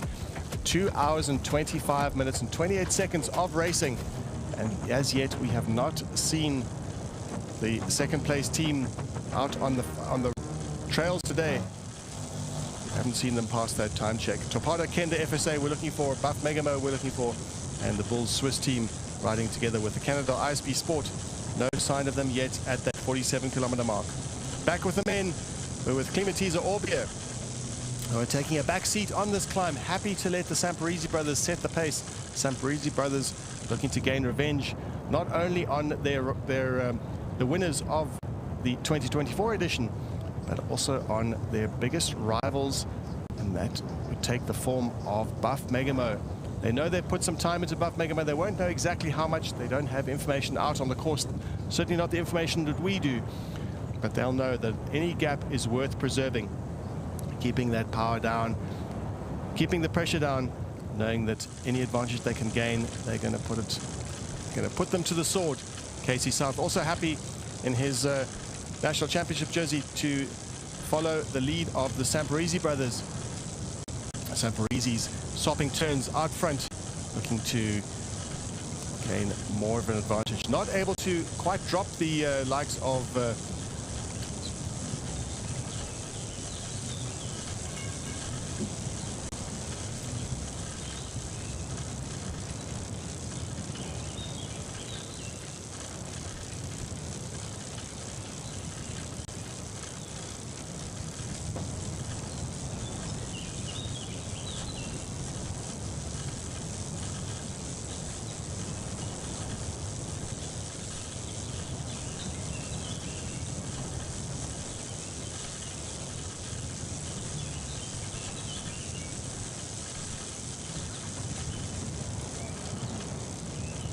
well, this is a bad sign for the Samparisi brothers, with one of the Samparisi brothers just struggling a little bit on this climb, perhaps putting a bit too much effort in earlier on, and it's a bad sign for the campaign for these two. We just saw a little bit of a move by the Climatiza team, the Climatiza Orbia team, Stutzman and Poro putting down the pace.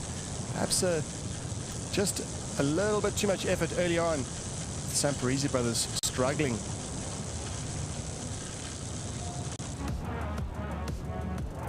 Nicholas Samparisi, the older of the two, the 33-year-old, riding in the number 3-1. Lorenzo, his brother, number 2. Looking out on the, just to see exactly where they are out on the trails. Very soon they'll be reaching that Albulapass at the 60-kilometer mark.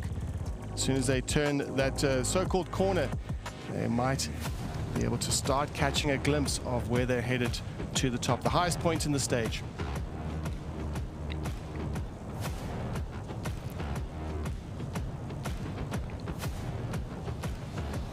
And this very long climb there, looked like they're on about 3/4 of the way up.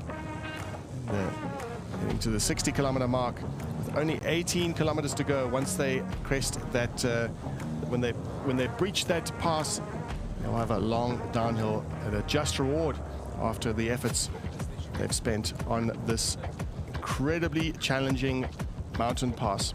One that characterizes the race.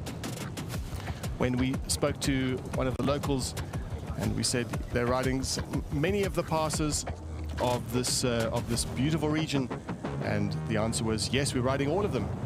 So all of the major passes we're covering throughout this week in the 5-day stage race. And no doubt that's where all of the action is going to happen. This is traditionally where the action happens in mountain bike stage racing, where it can get really selective. It's possible that some Parisi brothers are just having a slightly bad moment, but we'll keep our eyes on them.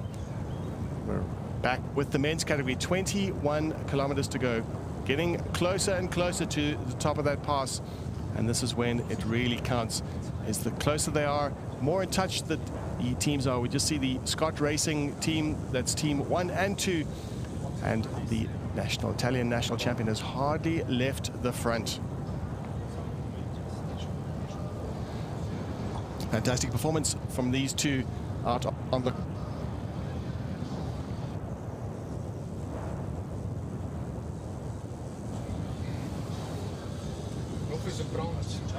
Well, we are well and truly on the Albulapass, almost 3/4 of the way up, and we're going to be crossing to Dario, who's at the top right now. We just heard from him earlier when he was showing us the service station that the riders will be reaching, where they'll be able to refuel, and we hope to hear from him in just a moment. We're on 2,315 meters above sea level, so the highest point of today's stage is the Albulapass. It's a bit windy up here, it's fresh. Riders are coming up this small trail and then enter into the Albulatrail. So the Albulapass, a very famous spot for all the cycles. It's busy up here. Everybody's waiting for the top riders at the top of today's stage.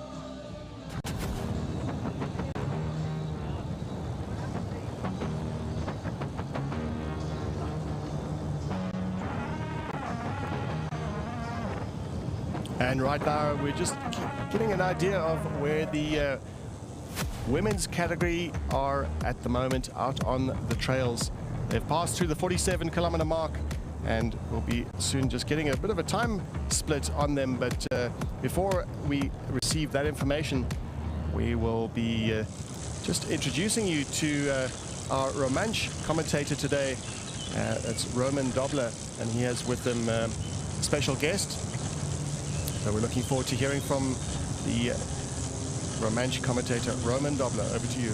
Thank you, Neil, for introduction. Da nostra parte un cordial bienvenue qui alla produzione del live stream Swiss Epic 2025 con partenza a Davos e bot la Punt. E per questa tappa da Dots poi bivniainter alla Punt un uomo che è schon das popolare sons da Chala Punt.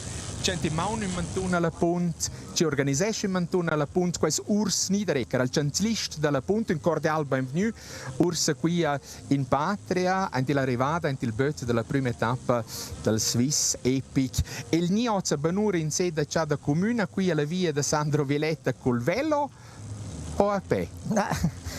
Adesso mi al primo con l'auto in bureau e c'era a pe fino a qua. Davant la chiesa comunale fin che non è proprio estrem talent. 150 metri, è enorme. È mettere a lui qua e là. Il è insomma un po' in giro sul velo. Ma adesso è un e-bike e mai non abbiamo già col velo. Cioè dire, non è già tempo per ir col velo, ma sono molto interessato dal sport, pratico tutto il sport da velo, da bike. E zuerst noch faccio grande sport. Un patras passionsschwer col velo col bike, però velo e bike sur de quite in autos prossims minuts una grande importanza durante les ultims ans alla Punt, c'è una queretta in memoria, e è il presidente del club non antidua in Giardina. Quel club ci ha cominciato ad animare il Tour de Suisse, da fare fermativa, con una grande corsa di ciclismo qui alla Punt. È presidente della Punt Vacanzas, surda quite avelain in pa, per vice quai stretto colliaggi, sto quai ci pertucca il sostegno finanziario de occorrenze grandes.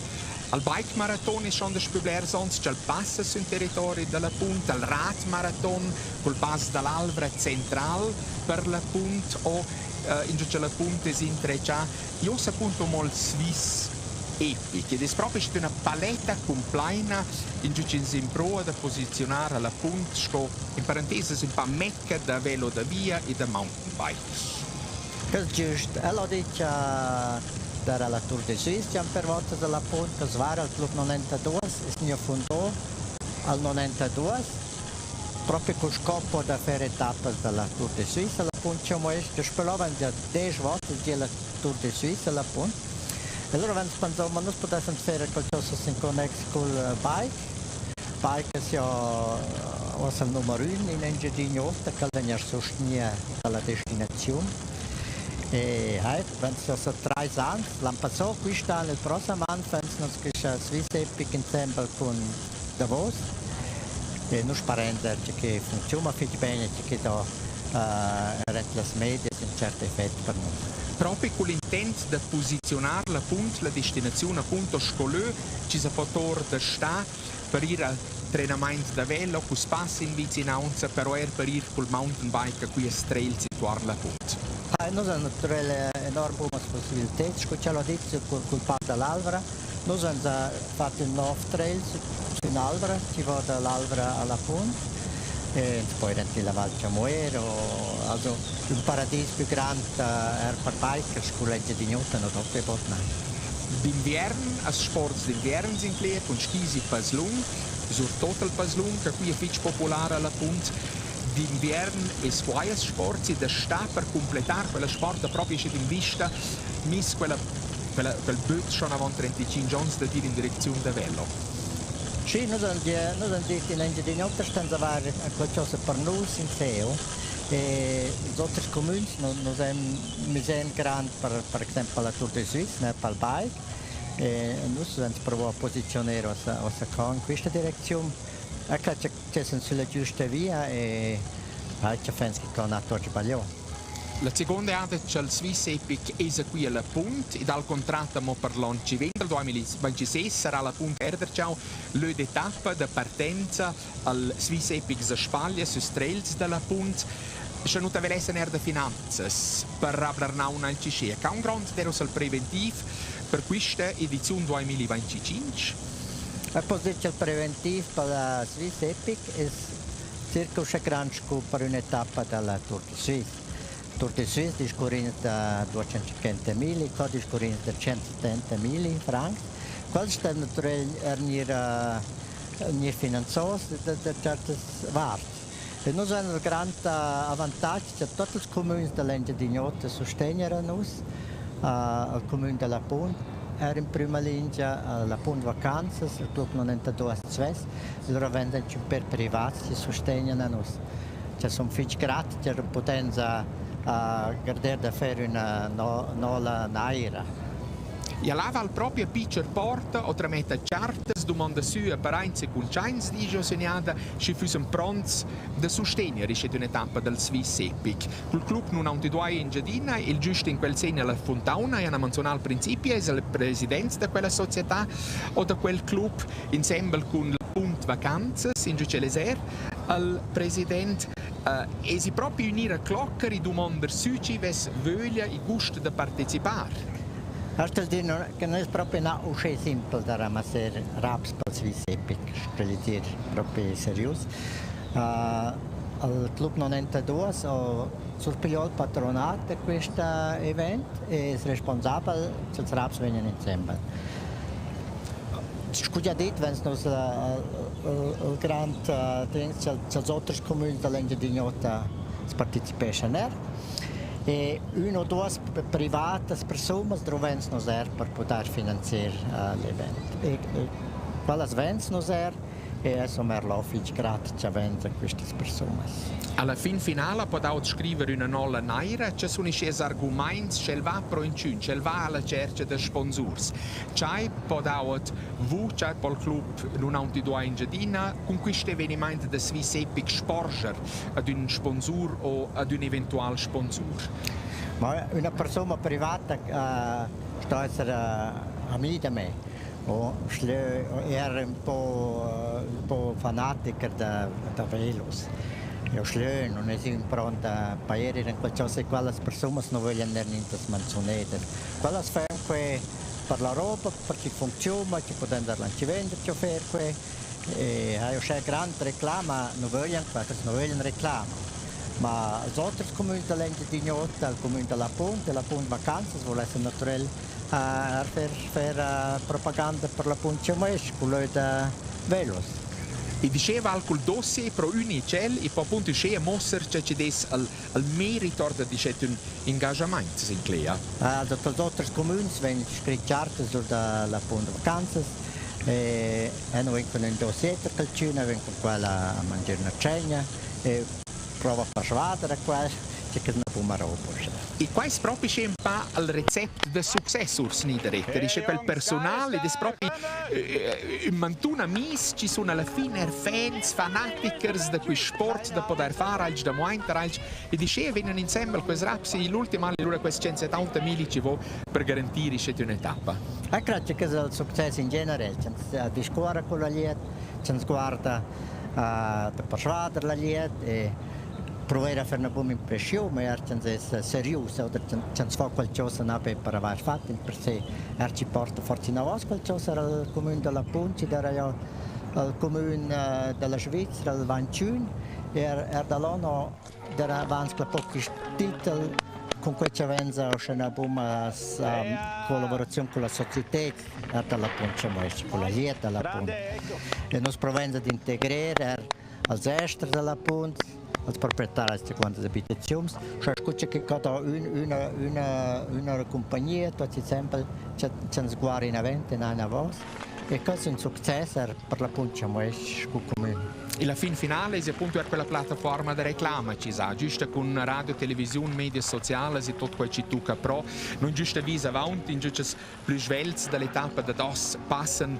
al zenit dall'etapa, al pass dall'Alvra con quel stupendo trail dall'Alvra, più un bel portrait che va ora in il mondo interessante sport da bike, squazzano un po' circa noi avanti. Che creare, che è naturalmente super, e oggi dal primo giorno, noi abbiamo già 4 giorni il focus insieme con Davos e creare già più reclamo per il nostro pass, per la Punt, per l'Engiadinota e per Davos naturalmente non si può fare. Noi siamo in stagionata urs Niederretter, e possiamo mettere avanti la Punt fuser plain senza Swiss Epic, così si forza a un po' più plain, noi sto svir in comuni confinanti. Schal füsi un altro momento, füsi forza a mo più flott in quel senso che potesse dover per l'imprire als hotels in una stagione che non è forse che a tata scossa in avanti. La cosa mi c'è per gente questa idea, che semplicemente non decidiamo la data che decide la Swiss Epic, l'organizzazione, e credo che il sommelios vede certe finestre si può fare. Noi siamo già spostati per una in event al Swiss Epic perché ci avevano l'altra als Jodleders del Cantonels, che è una grande festa per noi. E quello ha funzionato, ma credo che da più in evento una volta non possiamo spostare. Noi siamo i primi che ci fanno par per quello. Noi non abbiamo privato con la stagione passata, ma con l'anno passato hanno in memoria di proprie stagioni a Tischma e ci si fa un avvenimento con Serra via la via Sandro Violetti so serrato in perdizio per vicinanza qui appunto tutto il tross del Swiss Epic dai forza Runo Cel ci dice urs poi avesse cercato di fare un'altra o in sé avesse potuto lasciare da fare al CC non c'è un travagio a bot e con quelle svursa naturalmente da vivere loro queste perdizio preciso che può dare intorno savare intorno con critica qualcuno ci fa qualcosa viene di una critica se non fai in quota non c'è una critica ma mia idea è di una da fare roba provare fare essere attivi in eventi e Tu oders ad una, questi sono contro, questi sono par, oders din rerci, dicono. Che è chiaro, la Punt è relativamente piccola, wenn sarà una via, poi wenn c'è bella infrastruttura, insieme con la scuola. E creare la scuola approfitta di un avvenimento. Kannst beim guardare qui, 3 giorni, 4 giorni, e non smenziano più questa roba che fanno. La punta contratto che la menzioniamo fin l'anno 2026. Se tutti loro sono più in avanti, 27-28 per esempio, se si lasciano vedere le trattative, se un possibile sci non fa niente in avanti, tenisse niente in avanti, il Swiss Epic in Grigione in giardinata la punta? Swiss Epic sta restare in giardinata, ma la punta non sono di primi anni, sono 3 anni, wenn sie pigliò il Swiss Epic di Samorezen per la punta 3 anni. E però da più di 3 anni non fanno noi. Also, dal 27 avanti è l'organizzazione andare via a guardare con un'altra comune in Giardinotta, che sorpigliano qui, e spero che funzioni. Also, per noi, che 3 anni non discutiamo più sul Swiss. E loro sono un po' scopro il Tour de Suisse che viene ben mince per ons. E al fatto che la viene forza ben mince per ons fanno forza a mo' più attrattivo per questi che si interessano. E non esiste un prodotto che perde forza l'attrattività che li sminciano. Che preciso c'è, che c'è una der ciò, viene a Longorus e non ho più, non ci interessa più per questo. La Tour de Suisse è forse un problema, non sono più le piazze che troviamo. Con tutte le nostre fabbriche che vengono fatte, appunto, con l'inhub, con la revitalizzazione, i tunnel, eccetera, varano poi c'è piazza per pigliare in un'etapa della Tour de Suisse. Che senza, che non sto per il momento in discussione, ma guardando. E è qua la sfida, da Rabler questi avvenimenti per tutto il menage che capiti in comune o sulle vie spera via. E quasi una sfida tot speciale, che vuol semplicemente l'esperienza degli ultimi 35 anni di ingegneria da Davos che ci si fa da questi avvenimenti. Cosa giusto, noi abbiamo un'OCA che è in pergia da prima no. Ci sono in questa organizzazione, qua fanno un super lavoro, qua siamo precisi che da fare, che là è la profittenza ferma. Io sarò Swiss Epic, insieme a 2 o 3 persone che lavorano intensivo per questo.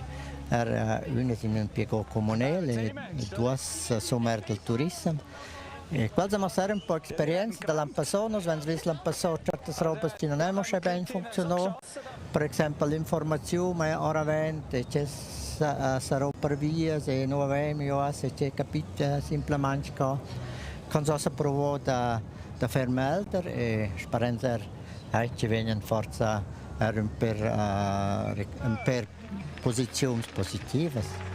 Es in pro ad una da meldrar, esortot e sto manzuner eramo quel fatturs niederecker, la disgrazia di Gino Meder avant 2 anni pro la Liv, appunto dall'etapa del Tour de Suisse alla Punt error da quasi in price, e all'ama pare erve auch l'impressione sei fatta insieme con la famiglia, con nos installare un monumento per Gino sul pass, proprio era il pass in avanti, e se sa, mince sport è privlus, qui sport con quelle sveltezze, con quelle spendenze, insomma extra privlus, ma sai pro da fare alla scuola un passo in avanti, da integrare tutta la famiglia, da mostrare al mondo del ciclismo interessato, qua era lui a cui si capita, non fatto, non entrato le nostre esperienze, da qua va in avanti. La vita va in avanti, gli sportivi, certe occorrenze sono privluse, e però 100% di rete non do che meno, una touch per esempio. La famiglia lo riguardò con noi, con il comune, per mettere su questa statua in 6 per Gino Meter sul passo dell'Albera. Noi siamo da me per fare questo. Al centumo di sclerare già sto fare un BAB e tutto questo. E allora abbiamo sparato poter fare senza questo, perché ci fava un po' pressa. E la collaborazione con Olivier Sen, aveva detto che c'era l'accidente, aveva detto che sul Pass e non c'è solo il boot, non vengono più, stiamo previsti. E siamo già detto e abbiamo detto che si potesse fare alla Punt presente l'etapa, perché noi siamo d'una dit, noi spigliamo il böte, la punt bescia vengono sul pass dall'altro, das è per noi interessante, also l'etapa royale, e che vengono in nota, stiamo sull'altro, stiamo spigliando spigliando. Eras plus vel ciclistas del Swiss Epic, sonots in la regione del Pass dall'Alvra, per vida quai terminaini planet nos di squar surs Niederegger, ci è stato fici interessante, els ha proprio tut peda, taunter eilch ci è sehr importante in la vita da durs Niederegger e quais la ciaccia. I do 2 o 3 de jons pol der ciauni a dire ciaccia da Capricorns, domaun es un di d'informazioni, in ci sei esa ciuter, in ci va ciuter, in cia region ci sa poire ciaccia da Capricorns e squai spera il ciclism, spera se eveniments, spera il sport, la seconda grande passione l'ira ciaccia. Ma la ciaccia non è proprio la mia passione numero 1. La mia passione numero 1 sono le società e si incontra con persone a fare feste, faccio caffè con gente, ma la ciaccia è per me importante, è un lavoro relativo ger e loro intende ciaccia da per dire c'è solamente il got e vedi forse un sguigliato, sloppet forse una volta un cevrello, un cer, che c'è super, dei miei ciamani in Valciomoera e qui sono proprio maleggi estremi sulla ciaccia da Capricorns, perché posso sloppetare un grande Capricorn, che si può fare una volta nella vita e là malegri proprio estrem fermo. Su quella ciaccia, già vedi tutto il buono, teniamo il polso, sperando che gratiaia con quel grande, con quel Capricorn ce l'ha in mira, 45 chance c'è list alla punt, comincia con 20 chance, con omet, urs in quella iata, e ossa con 65 planeta, planeta, anche la fase ci sta cominciare dalla scerir, poi forse è difficile, ci sai che lunch fatalch con tanta premura, con tanta passione e con tanta persuasione. Cosa vara da fatto di un lavoro fisico, gente, c'è 45 anni, c'è happy a lavorare, mince di con energia, prova a mettere intorno progetti ed è con lavoro fisico fermo per la punt, perché la punt è il scesso che chiedo, la punt è numero 1 in regione, in diverse direzioni si rivede, con le finanze, con il pet imposto, se sono da vendere, con le tasse e tutto.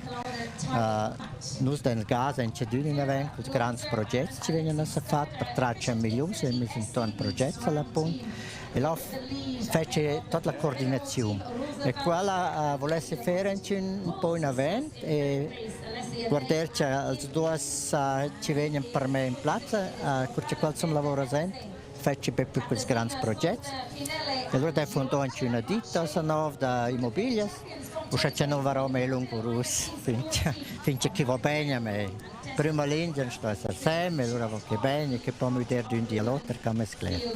Le idee sono quelle sbarfle na moduna Urs Niederegger. Grazie a Ficiun per questa visita qui il studio da DRTR, il ROM del live stream del Swiss Epic. Ieri per la ciaccia che ci menziona già vi total buona sandà e in avanti un bel proseguimento del di grazie a Fitch Urs Niederegger. E dice Neil, hand over to you, back into the race. This was Urs Niederegger for many years. He was the Chancellist, we say in Romansch, the guy who has all in the hands about La Punt. Chamuest. Well, thank you very much, Urs and Roman. It was great to have you here with us. And we wave goodbye to you, but we also say hello to some of the riders approaching the top of the Albula Pass. We've seen the top professionals heading through, and now the top 20 teams, including Morcillo. So just seen him and Pernsteiner pass through there. And unfortunately for Lucas Flückiger, we've just seen Team Bikes, and they've just passed through over 13 minutes down. Unfortunate for the pairing, for the defending champions, 13 minutes is a big ask to make up. It looks like they've had something go wrong in today's stage. They were out front in the very beginning, and we'll no doubt hear from Dario on the line. We'll be interviewing them, but it looks like the dreams of Flückiger and Schmidt, a repeat, are over, having lost over 13 minutes at the time check.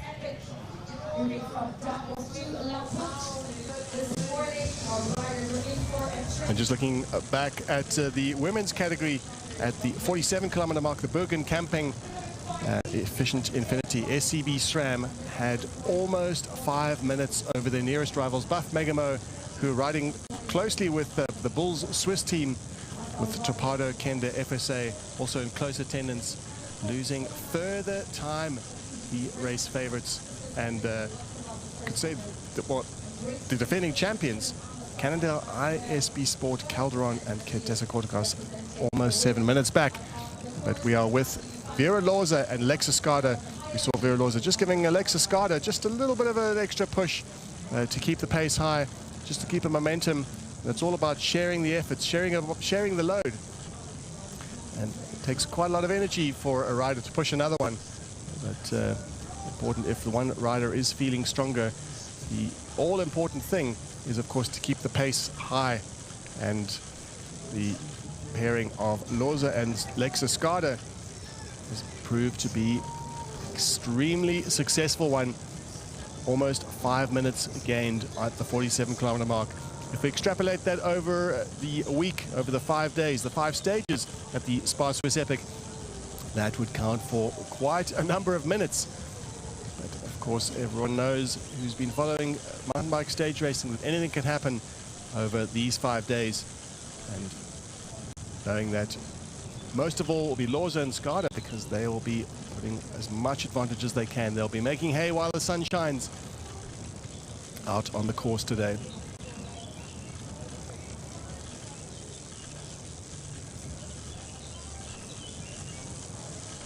There's a quick confirmation on where Calderon and Kortekas, defending champions, just like in the men, almost 7 minutes down.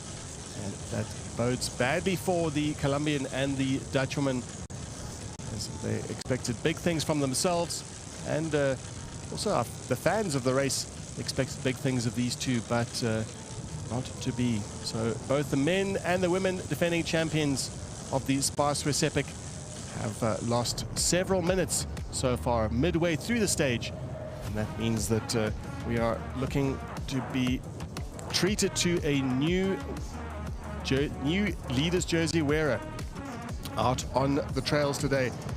In La Punt, those jerseys will be passed on to new shoulders, both in the men's and the women's category. Quick eye on where the women are, 24 kilometers to go.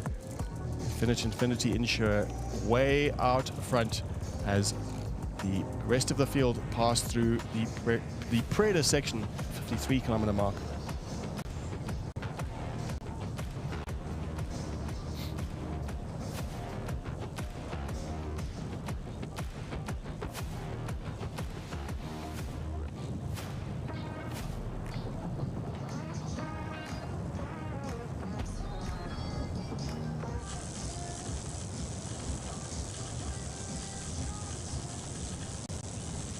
Back with Vera Loza and Lexa Skada. Vera Loza letting Lexa Skada set her own pace, not wanting to put too much pressure on.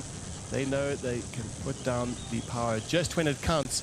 And as you can see from the graphic, the green areas is where they've gained time on all of their rivals. And it's just all adding up, losing a negligible amount of time on one of the technical trails, but gaining minutes at a time on each designated section. Just seems to be adding up as they head up towards the Albulapass. They've already passed through the 47-kilometer mark, waiting to hear at the next time check just to see how much more time they put into their rivals. But at the rate they're going, they could be well close to up to almost 10 minutes over their nearest rivals. A dominant performance by these by this pairing.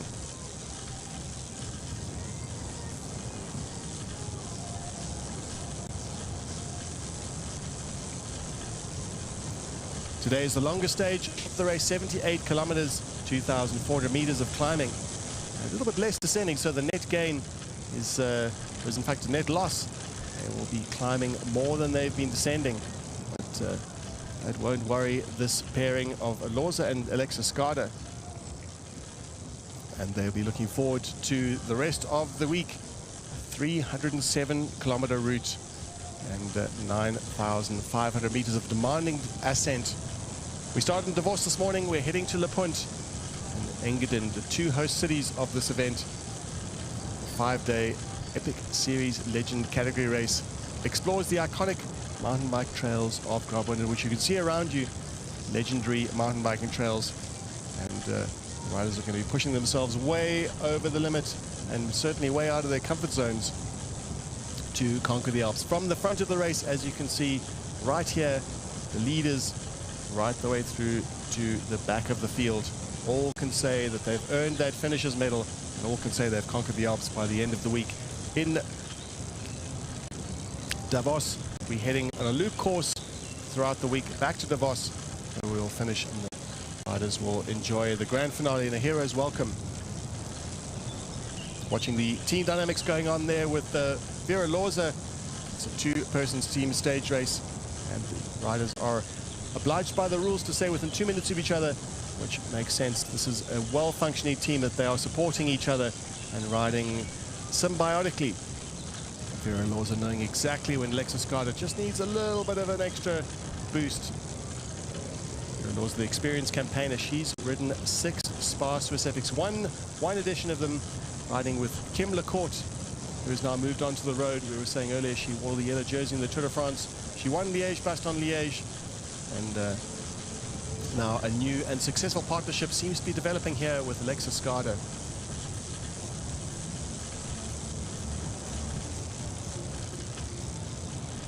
We'll see the race evolve throughout the week. It already looks like they are stamping their authority.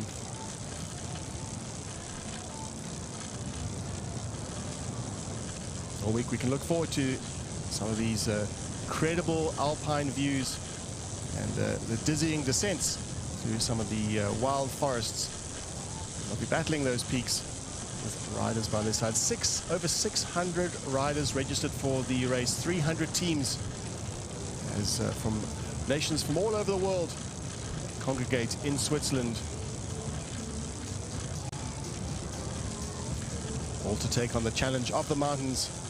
And with those challenges comes the rewards, with the recognition and the welcome that Switzerland has to offer.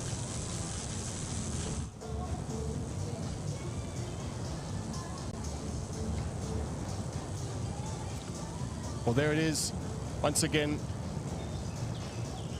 at 47 kilometers, Loza and Skada are 4 minutes and 52 seconds ahead of Van Duren and Wurst, Ney and Ames. It's the Bulls Swiss team. Close attendance is the Topado Kinder FSA team. Way back, Calderon and Kortekas.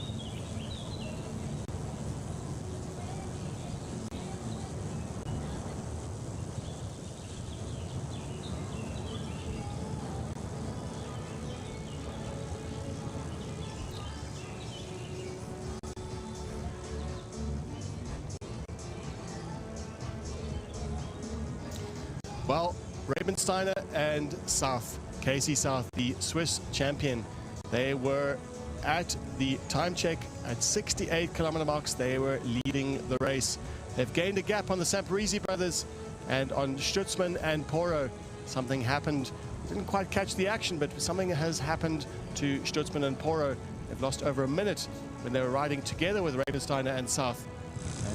And here on the line, and before we hear from Daria on the line, and before we hear from Stefan, we should say that it looks like this pairing are flying. They've seized the advantage, and they are full gas now and heading towards the reward, which will be a yellow jersey. Let's not speak too soon. Rabensteiner and Casey South, the well-known campaigners.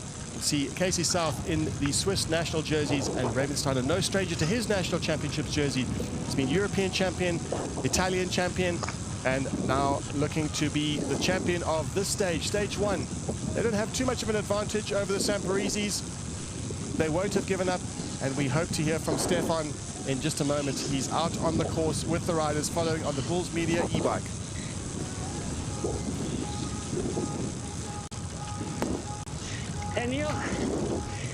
I'm back in the front group. Lots of drama has happened on the Albulapass, and especially on the downhill. As we all saw, some Barisi brothers got dropped in the up. And on the downhill, it looks like Mark Stutzman had a fall. He has blood on his elbow.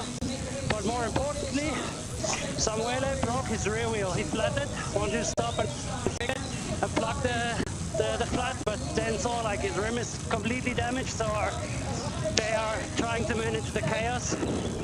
Still a long way going to Punt, so this will be, they will lose a lot of time. Some Barisi brothers in the second position now, about a minute back, I would say, to our leading duo, and they are flying. Casey South is pushing the power in the front, it's crazy. Fabian ducking in the back. We're flying at 45 to 50 kilometers an hour. The race is on. And the race certainly is on with the team of Torpedo, Kender, FSA, Ravensteiner and South absolutely flying flat out in looking to take that leader jersey there first.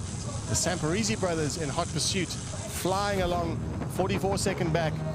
But spare a thought for Klimatiza Orbia having broken a wheel. A report from Stefan out on the trail. He has the best view of all. Saw at the time check that Poro and Stutzman that were a minute back riding with Scott Racing, Sifredi and Goria.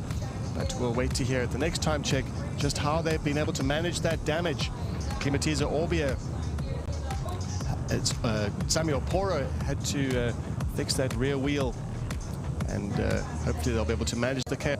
Stefan Sam talked about managing the chaos, and he in fact was an expert. They made a campaign out of it. They were the masters of disaster in the fact that they could fix a puncture or mend a chain or replace a chain or whatever they needed to do. They could do it in seconds, and that's what stage racing is all about. Accidents happen, mechanicals happen, disaster happens, and it's all about how you manage it. And it's up to Poro and his teammate Mark Stutzman to manage that broken wheel and to limit the damage, because clearly they have the firepower to win the race and to be at the very front. Ravensteiner and Casey South out in front, gaining second by second over the Samparisis and the Scott Racing team. We have a more recent time check there. The team of Taffarel and Arias, Sifredi and Goria are riding together with Samparisis, and they may well cooperate to try and limit the damage that Ravensteiner and South are causing. Klimatiza was a favorite coming into the race, and we are not being disappointed by the partnership of Torpedo, Kender, FSA, Ravensteiner and Casey South. With Buff Megamo, we're yet to see where Buff Megamo are on the leaders boards, on the time splits. We haven't caught a glimpse of them yet, but no doubt as soon as they do, we'll let you know just how Bart Alleman and Martin Stozek are faring.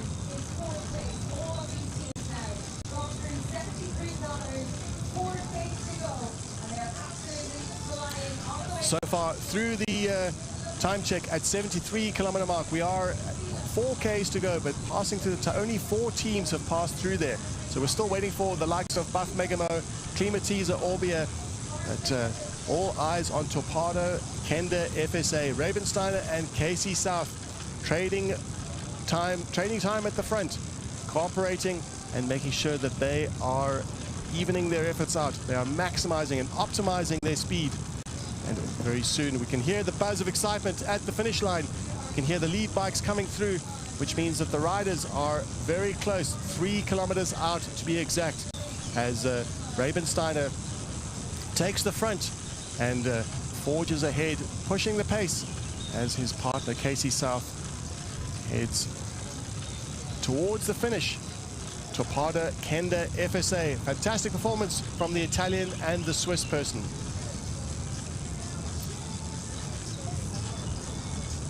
Still no word on coming through that time check any of the other teams. It's only the top 4 teams. The teams in pursuit: Metallurgica Veneta, MTB Pro, Scott Racing and KTM SPAR powered by Brenta Brakes. That's the Samparisi brothers.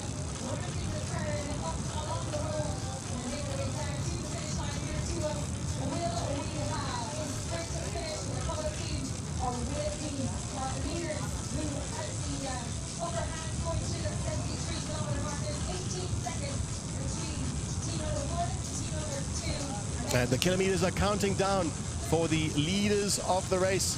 The leaders of stage 1. Stage heading through from Davos through the Graubünden region and ending in La Punt, where we are right now, waiting on the finish line. And we've just had word from Climatiza Orbier's time check. They are 4 minutes back, so they've lost 4 minutes to Topada Kende FSA.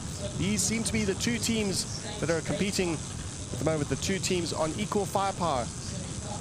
They are in pursuit of the three teams that are cooperating together: Metallurgica, Veneto, MTB Pro, Scott Racing, KTM SPAR.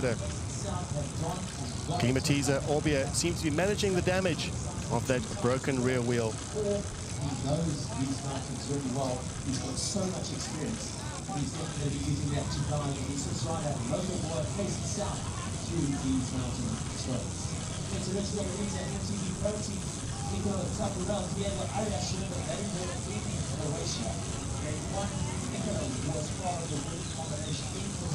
And just looking here at Casey South in his National Championships jersey, 27 years old. He is 1.9 meters tall. Some stats, 70 kilograms is his race weight. He's a Swiss champion 2023. He was 7th at the SPAR Swiss Epic.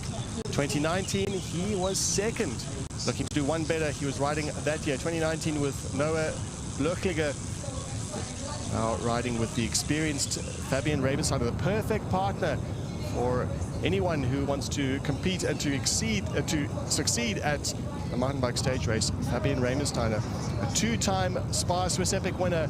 In 2022, Rabensteiner won with Daniel Gesmeyer, his teammate, and in 2019 with Michele Casagrande, a rival to Casey South when he was 2nd that year. Cape Epic was a little bit disappointing for Fabian Rabensteiner, but was 5th at the ABSA Cape Epic in 2024, and his 4th was his best. Won 3 stages of the pinnacle of the Epic Series, the ABSA Cape Epic. But Fabian Rabensteiner is not thinking about any of that right now. He's thinking of victory. We see 3 riders out on that straight there.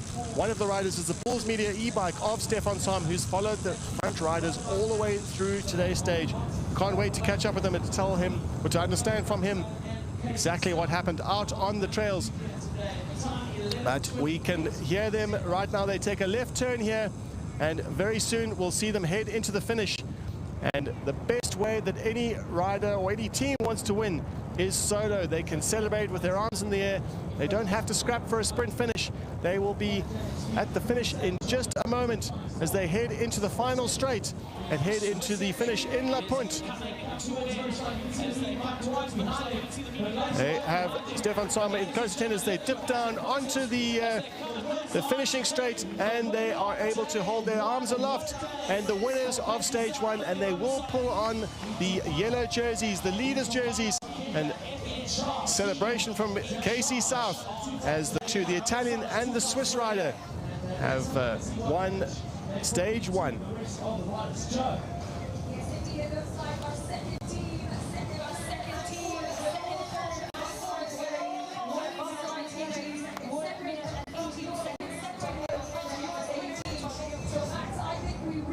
Scenes of triumph from the SPAR Swiss Epic Stage 1 in La Punt, and we wait to see who will round out that podium.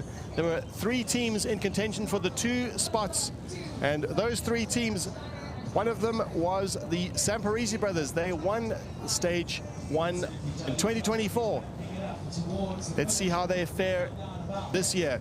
Scott Racing, KTM SPAR, and Metallurgica Veneto MTB Pro will battle it out in just a minute or so. They were a minute back at the time check, a minute 19 to be exact. We expect to see them any second now, and we can see the group there coming through.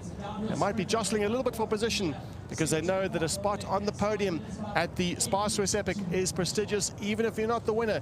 Just those last 2 spots that round out the podium are as important for these 3 teams. the Italian and Colombian pairing of Nicola Taffarel and Diego Arias. The all-Italian pairing from Scott Racing, Siffredi and Goria. And the Samparisi brothers, who put their name in lights in 2024, taking the leaders' jerseys, are pulling into the finish now. The tight corner before the finish. They know exactly what they have to do. Positioning is everything at this point. And on the back foot, looks Scott Racing.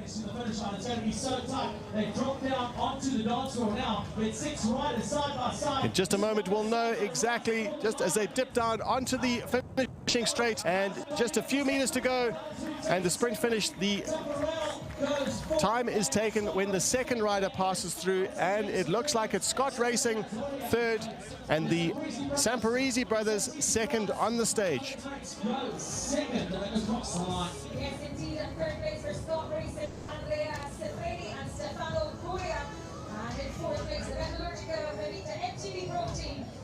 And there we go, confirmation of that. The Samparisi brothers taking second. Perhaps a little bit disappointed that they didn't manage to repeat their stage 1 victory, and also having lost 2 minutes to the storming pairing of Rabensteiner and South. Siffredi and Goria will be happy with a podium spot. They name in lights. A surprise addition to this year's podium on stage 1, but no doubt we'll be seeing more of them throughout the week. Clearly on form, as is Taffarel and Arias, right on the money when it comes to the firepower that's required to lead this race. We're looking back at Mark Stutzman and Samuel Poro. We'll be seeing glimpses of them in a moment. They've been managing the damage, a broken rear wheel, a puncture, and Poro and Stutzman from Klimatiser, Orbia will be looking to minimize the damage, to fight another day, because they know just as well that Rabensteiner and Casey South could also have a bad day, a mechanical, and they need to be right in touch. So limiting the damage, making sure their race isn't over. Mark Stutzman, Samuel Poro will be heading to the finish very soon.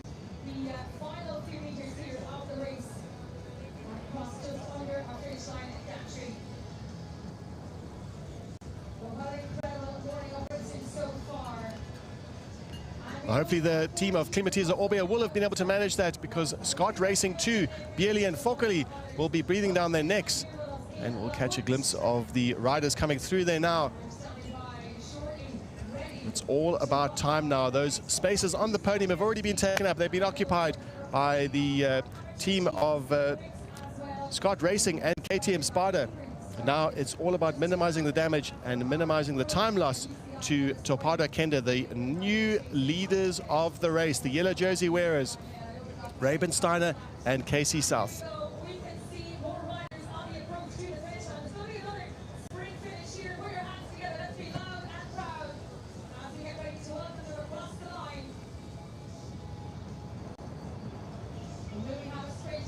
We've seen some fantastic performances, some surprise performances from the likes of Bergenkunft, the all-German outfit, Sulzer and Steinhardt, also having a great day out.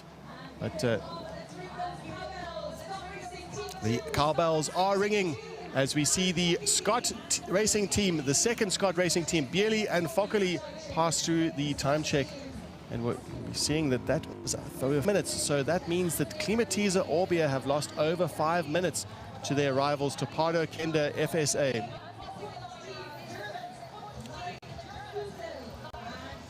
And passing through the finish line, the team of Bergenkunft, we mentioned them earlier, just over 5 minutes, 5 minutes and 19 seconds off the pace.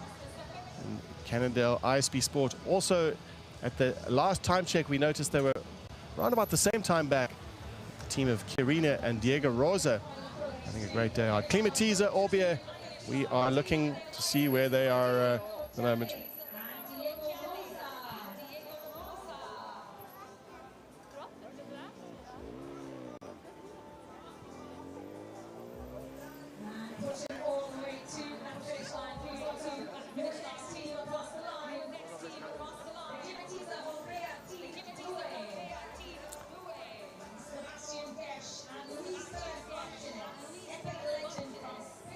We just saw the Klimatiser Orbia 2 team.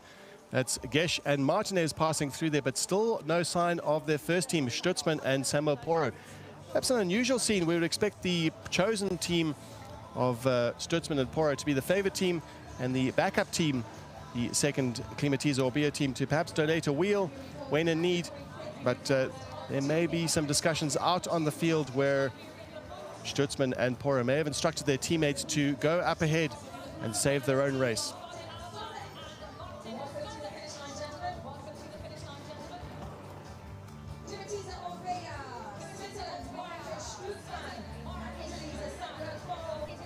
Well, disappointment from Klimatische Orbea, Stutzman and Porro.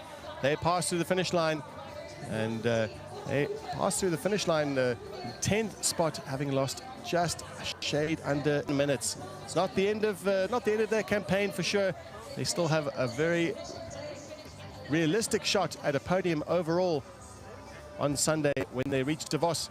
But 7 minutes is a lot of time to make up on rivals as on form as Rabensteiner and Casey South. Give me 5 seconds.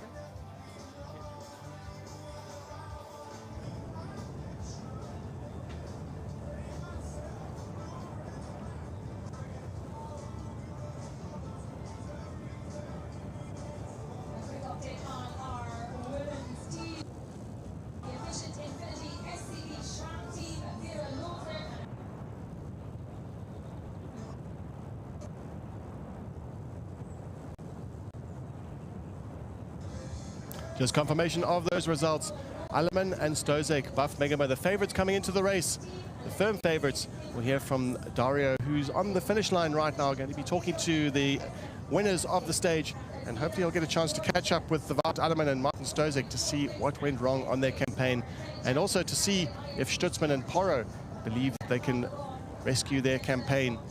Looked like they were right on the money and on form at the very front of the race. But with their disastrous rear-wheel breakage, they have lost just under 7 minutes. As we saw Urs Huber, the 2016 winner of the Apsa-Epic, and Rudil Cortina, his now new trusted teammate, hit through the finish 7 minutes and 3 seconds down.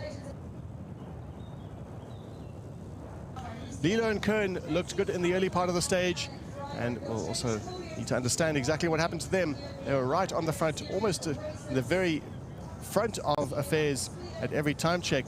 They were the first on the list each time, and keen to hear what happened to them on the stage. Of course, as Stefan Sam said, it is chaos out there, fierce racing of mountain bike stage racing, especially with the trails as wild as these ones. They did experience some technical trails, they experienced some flow trails, and of course that huge mountain pass, the Albulapass, they had to climb up for flow trails on the way down. But so many things can go wrong just on one stage, let alone the entire week. And Lilo and Kern had a good day out in the beginning. 8 minutes and 30 seconds. They will look to tomorrow with that form.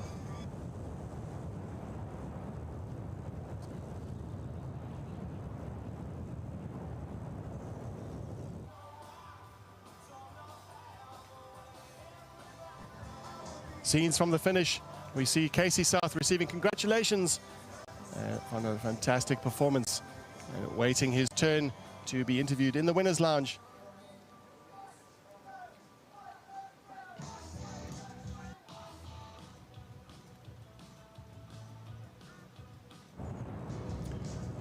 The winner's lounge is where the riders will clean up after remove some of the blood and the mud splattered on them from the trails from their efforts out on the 78-kilometer course today, 2,400 meters of climbing.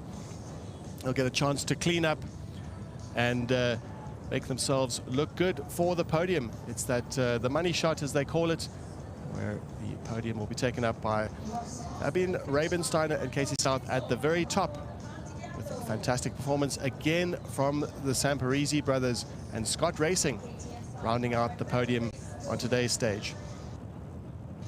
Soon we'll be crossing down to Dario on the finish line for some interviews.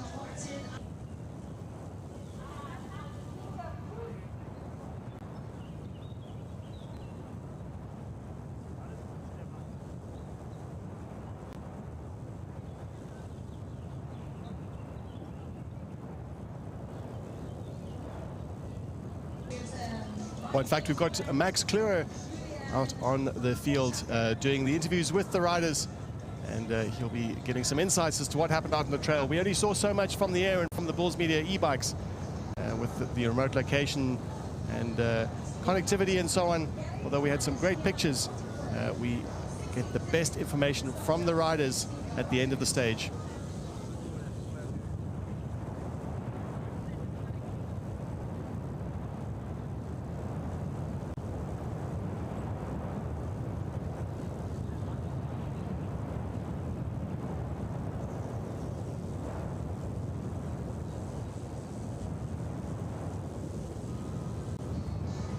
Those interviews will be with us in a short while, and just going down that list of winners of the stage.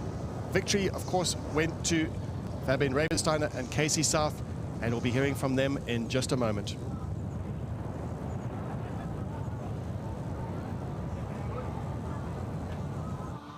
All right, here we go. Torpedo Kenda FSA, Fabian Ravensteiner, Casey South. An incredible day for you. Just over 2 minutes ahead on the lead after the Queen stage. Fabian, you've won this race twice. What are the conditions like out there? Yeah, we are really happy with this win. Had a nice race. Always control.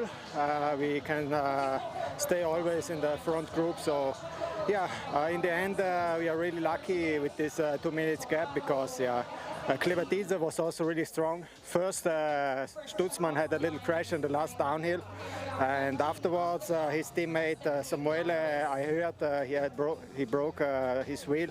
So yeah, we can create a little gap, and yeah, we are happy. Casey, a good way to start for you. Obviously from Switzerland, you know the mountains well. How's the partnership working out? It's working out good. Fabian is our super calm rider. He bikes me sometimes when it's needed to don't go full gas, but we work well together, I think. Nice to get the first stage win, the Queen stage under your belt, and a Swiss win for you. Yes, exactly, and it was really nice because it was the first time I was in the Swiss national champion jersey, the first twice, and then I could straight win it, which was nice. Fabian, you've been in this space before, you've won it twice here. 2 minutes sounds like a lot, but it's not a lot. Anything can happen. We've still got 4 days to race. What's the plan going into tomorrow? Yeah, I like really this race. I won it 2 times. There are super nice trails always, also the uphills. And yeah, 2 minutes seems a lot, but here can happen everything. You have to be full concentrate all day and every day. So yeah, we have to go day by day, and then we will see. Congratulations, good luck for tomorrow. Thank you.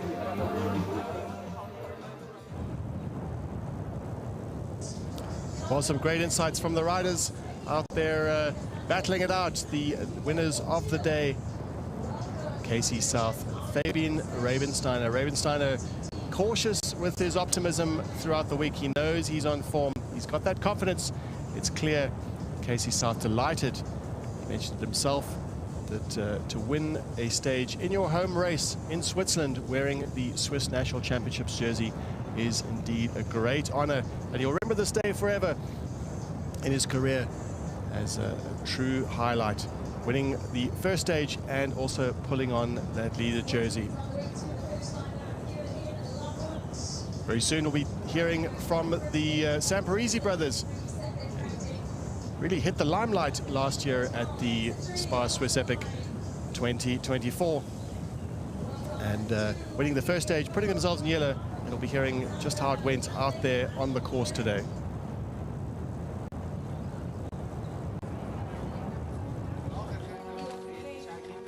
KTM Sparta powered by Brenta Brakes.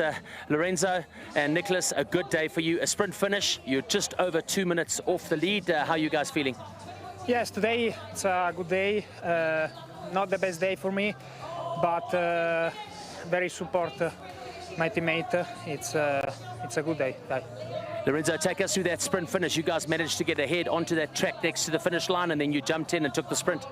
Yeah, in the last kilometer we stay in front and take in front the first the last corner, and the sprint is good, and finish second in the end. How was the route today? The big climbs, the nice downhills. Did you enjoy it? Yes, it's really happy stay here.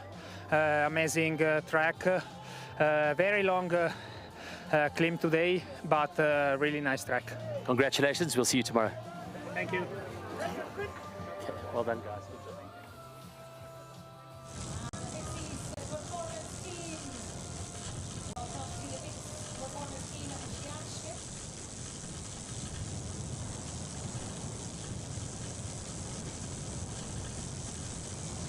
Now with the women, 17 kilometers to go for this fantastic team out here on the day. Vera Lorza and Alexa Skada.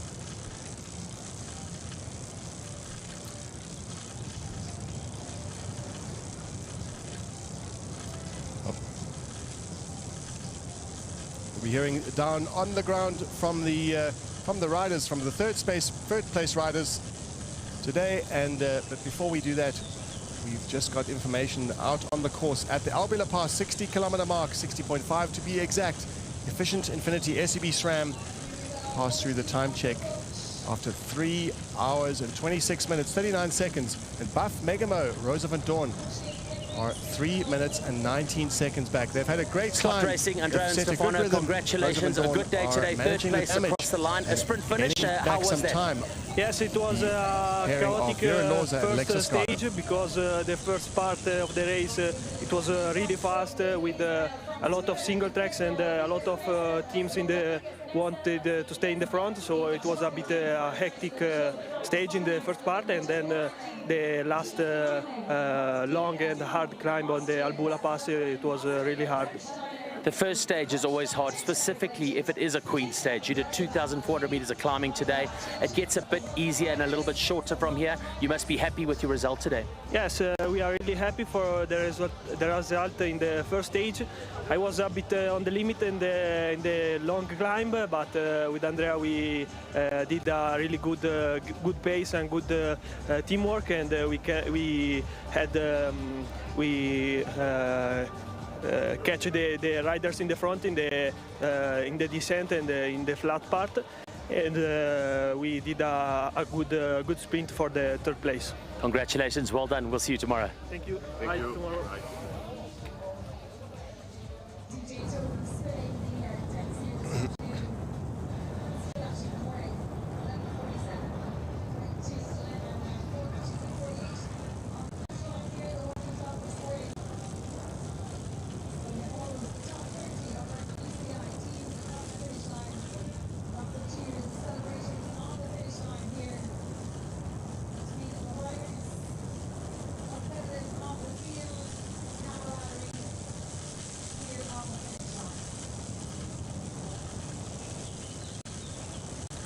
Now with the current leaders on the stage, the women's category, Vera Lorza, Alexa Skada, Efficient Infinity, SEB SRAM are on a storming day out.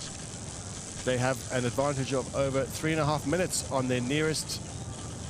That's Rosa van Dorn, Nina Wust, Buff Megamo, Topada Kende FSA, 6 minutes and 52 seconds back. And we'll be interested to see how they're going to be faring, but they haven't reached the top at the Albulapass time check yet, so we expect that 7 minutes, almost 7 minutes gap to be growing. Rosa van Dorn, Nina Wust, local rider, Swiss rider, heading to the top as the team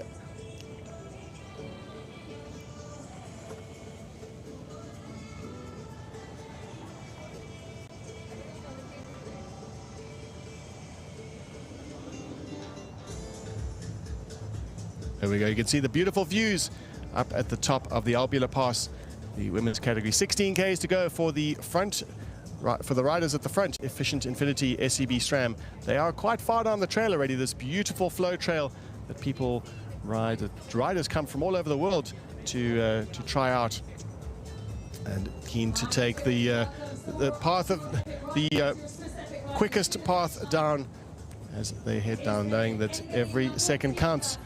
Having lost over 3.5 minutes to Efficient Infinity SEB SRAM, Rosa van Dorn and Nina Wust will be putting down the pressure as much as they can. Hopefully not too many risks, and we hope on their behalf, because they know that as much as anyone, that a slashed tire or a crash could cost them minutes. No risks for Buff Megamo. That's the goal as they head down. We can see from the graphics how much time and where they lost the time to Alexis Skada and Vera Loza. The Bulls team having had a great day out, lying in 4th overall, 8 minutes and 46 seconds back on the leading team of Loza and Skada. A podium spot on the day is well within their reach. The Bulls team, as Sosna and Marche, 7 minutes, around about 1.5 they'd have to make up on that descent. But it is a long descent, and a mistake or maybe a slow puncture or something, or some fatigue may affect that the performance on the descent. Marche and Sosna Pinele have their work cut out for them. Van Doorn and Wust seem to be solidly in 2nd place on the stage, but heading for the finish. Vera Loza and Alexis Skada look highly likely to be pulling on that leader's jersey.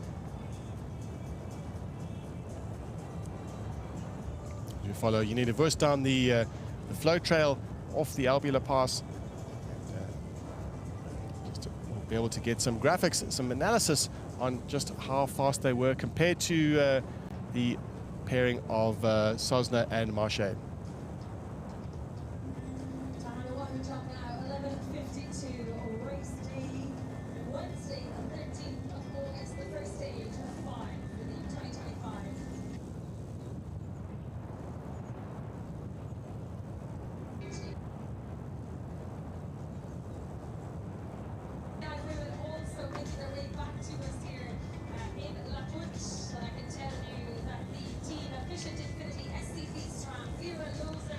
Well, we're very excited down here on the finish line in the commentary booth to welcome Dario Linde. He's been out there on the course. We saw him at the top of Albulapass, and then by some miracle you're back down here. That was really quick. How did you manage that? Not that quick. A lot of traffic went down on the street. No, actually it was quite interesting up there because I had a chat with a few riders, and like Lucas Flücke, for example, his partner exploded. So it was, yeah, something happened on that long uphill to the Albulapass. So a few riders split it up. They came alone up there. They had to wait because this 2-minute rule, and then they went down. And then, yeah, we know what happened on the downhill. Well, that's what it's all about. It's about maintaining concentration, but also the form. It's a hard thing in mountain bike stage racing. You never know exactly how you're going to perform at the very highest level. The tests that they do with the physicians, the tests they do with the coach, that tells you only so much. But when you're in race pace, yeah, it's different. Things are different.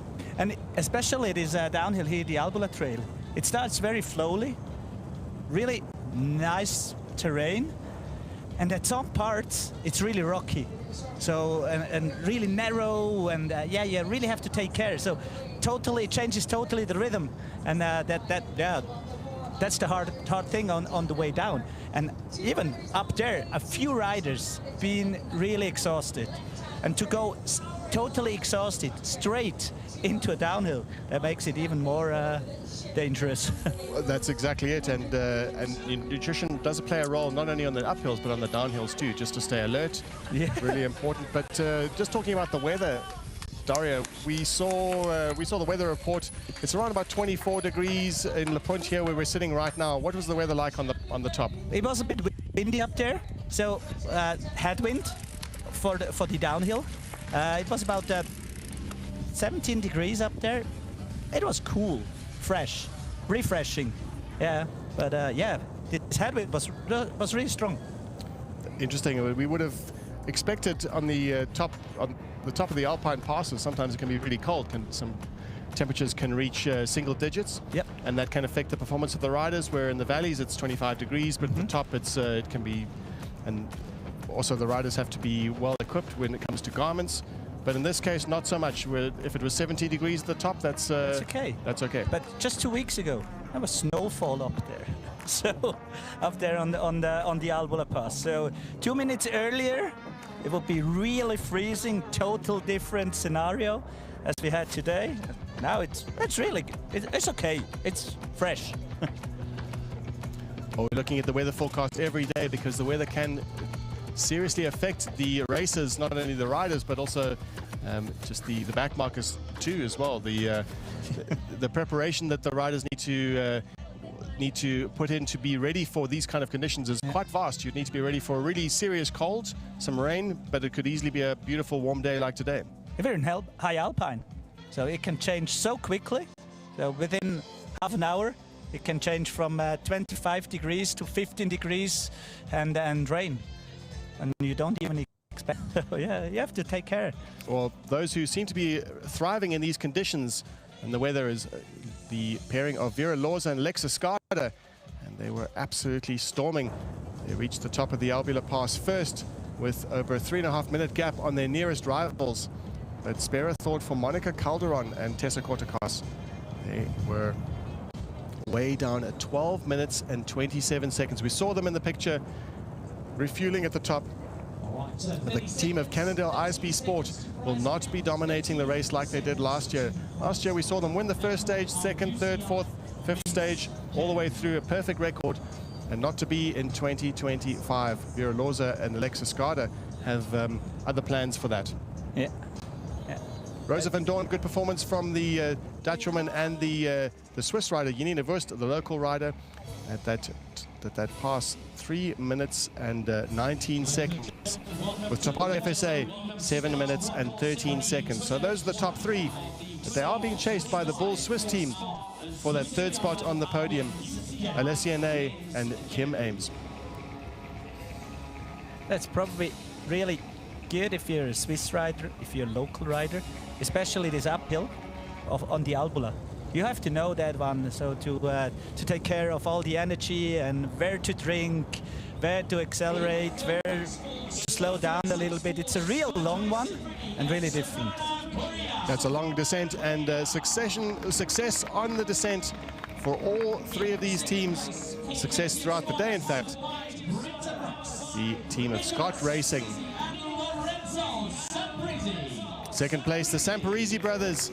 Fantastic performance once again from the Italians.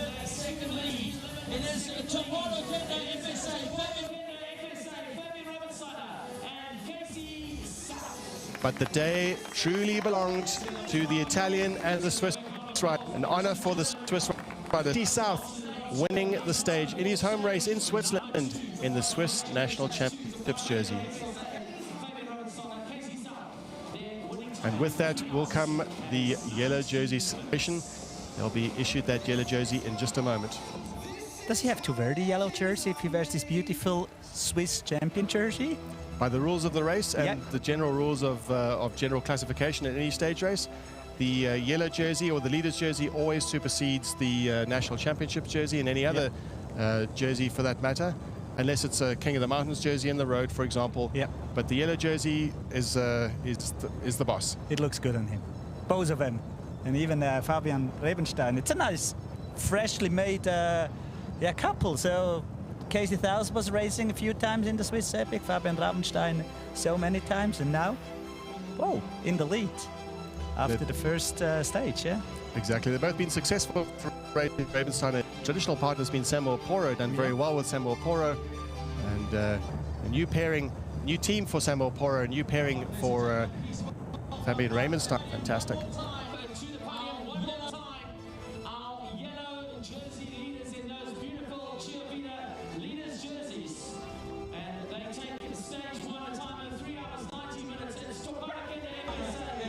And here they are, Rabensteiner and South. A proud moment for these two. Not unaccustomed to being on the podium, but still the 2025 edition for these experienced racers. It's a great moment. Yeah, moment to enjoy. But even then, they have 2 minutes and a few seconds, 2:11, I guess, already in the first stage. So that makes it quite different for them for tomorrow and for the following days, even for the chasers. So they have a lot of chasers now, and they're in a different role now. It does depend on how they look at the target on their backs, but the 2-minute advantage is just that little bit of a comfortable margin. It means they can ride in defense. And riding a defense means that they don't have to put in too much energy to get a gap. They don't have to necessarily attack. They can just follow. And it will be interesting to see how that plays out in terms of tactics, with the race still quite tight in the men's category. But in the women's category, it is not tight. There is a 3-minute and 20-second gap, more or less, to their nearest rivals. Vera Lorza and Alexa Scott are storming. They've had a fantastic day out. They were over 3 minutes in the lead on the Albulapass. And looks like they might have taken it a bit more conservative on the downhill. That's the correct way to do it if you're a mountain bike stage racer. Is no risks on the down if you are in the lead, especially if you are campaigning for the entire week, which they definitely are. Vera Lorza having won this race, and Alexa Skada keen to add this to her palmares. A SPAR Swiss Epic rookie, Alexa Skada. And the hard thing is you don't know what happens to the other teams. So that they don't know if they're 2 minutes or 3 minutes or 4 minutes in the lead or whatever. And yeah, to handle that's a real hard thing. And you probably look after each other as a team, then to the other competitors. So yeah. That team dynamic is all important. Yeah, yeah. And how you motivate each other and how you talk to each other. And if you've heard, sometimes out in the course, the riders do tell that they hear rumors out on the course, someone shouting a time check to them, but they know very well they can't necessarily rely on that. Yeah. They have to be very careful. Yeah. Because they aren't, of course, official time checks. But knows this very well. An experienced campaigner in mountain bike stage. She's done 6 SPAR Swiss Epics, many APSA Cape Epics, and has campaigned in the Epic Series, the Race the World campaign in the Epic Series as well. So she'll know exactly how to handle herself. And what better guide for Alexa Skada through her rookie year. It's almost that she's spoiled, because she doesn't know what it feels like to not win the race. And although we are speaking too soon, she does have 9 kilometers to go. But with the buffer that they have right now over the Buff Megamo team, it looks quite likely that if they keep everything, if they keep their bikes vertical to the ground, that they will be likely to succeed and to pull on those jerseys. And a fantastic feeling. And the last 9Ks, they're not easy, but not as dangerous as the downhill from the Albulapass with these rocky sections in there. Yeah. Well, they've clearly passed the difficult points of the race, and Alexa Skada having maybe a difficult moment here with her partner Vera Lorza up ahead a bit. Vera Lorza knows very well that it's important not to leave too much of a gap. It can be a little bit demoralizing. And Vera Lorza just happy to just tap out a decent rhythm and let Alexa Skada just follow at her own pace. But important that she doesn't leave too much of a gap, because that can be psychologically, can have an effect on a partner psychologically. Yeah, for both of them. For the one in the lead and the ones chasing the leader. So yeah. Well, they can enjoy now the beautiful Engadine forest now.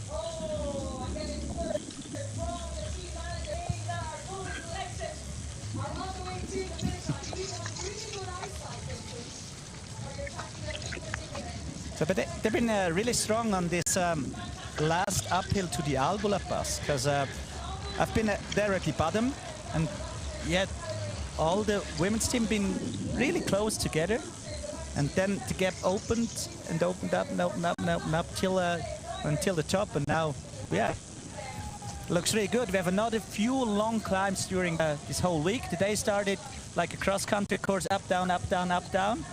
And at the end, this long uphill, and we have some more of them, especially on the second last day with the Albulapass, which is yeah, brutal long. And yeah. And any fans who tuned in last year when we were crossing the Albulapass, those remote, super remote trails, it's the wild trails, not the flow trails, you could say. That's definitely another flow trail. Yeah. That's the combination. That's the unique character of the SPAR Swiss Epic. You get these flow trails, but at the same time, you also get those wild trails that are just completely out there in the open, remote from everywhere, and just this is the charm of the race. Yeah, and the charm of this region here. So Engadine Valley, the Davos Valley, trails everywhere, and we're just using a little bit of it. So like that. Little bit. A little bit. Well, we've just seen now the time checks at the 68-kilometer mark. They have 8 kilometers to go, so they've passed the 70-kilometer mark, but the time check at the 68K mark, Efficient Infinity, SCB SRAM, Vera Loza, Alexa Skada have a significant advantage of a 4-minute, 11-second advantage over Buff Megamo. Rosa van Doorn, Univust have consolidated their loss. They've only lost another minute or so on that downhill, but we're going to be seeing just what the time gap is when they reach the finish. That's when it all counts. The time finishes when they finish the stage. But at 4 minutes and 11 seconds back for Buff Megamo, Rosa van Doorn and Univust, they've still got a lot of work to do throughout the week to make up that deficit. Yeah, but we saw what can happen. So like the drama with Boro and Stutzmann on the downhill, and things like this can happen anywhere here in this remote area here.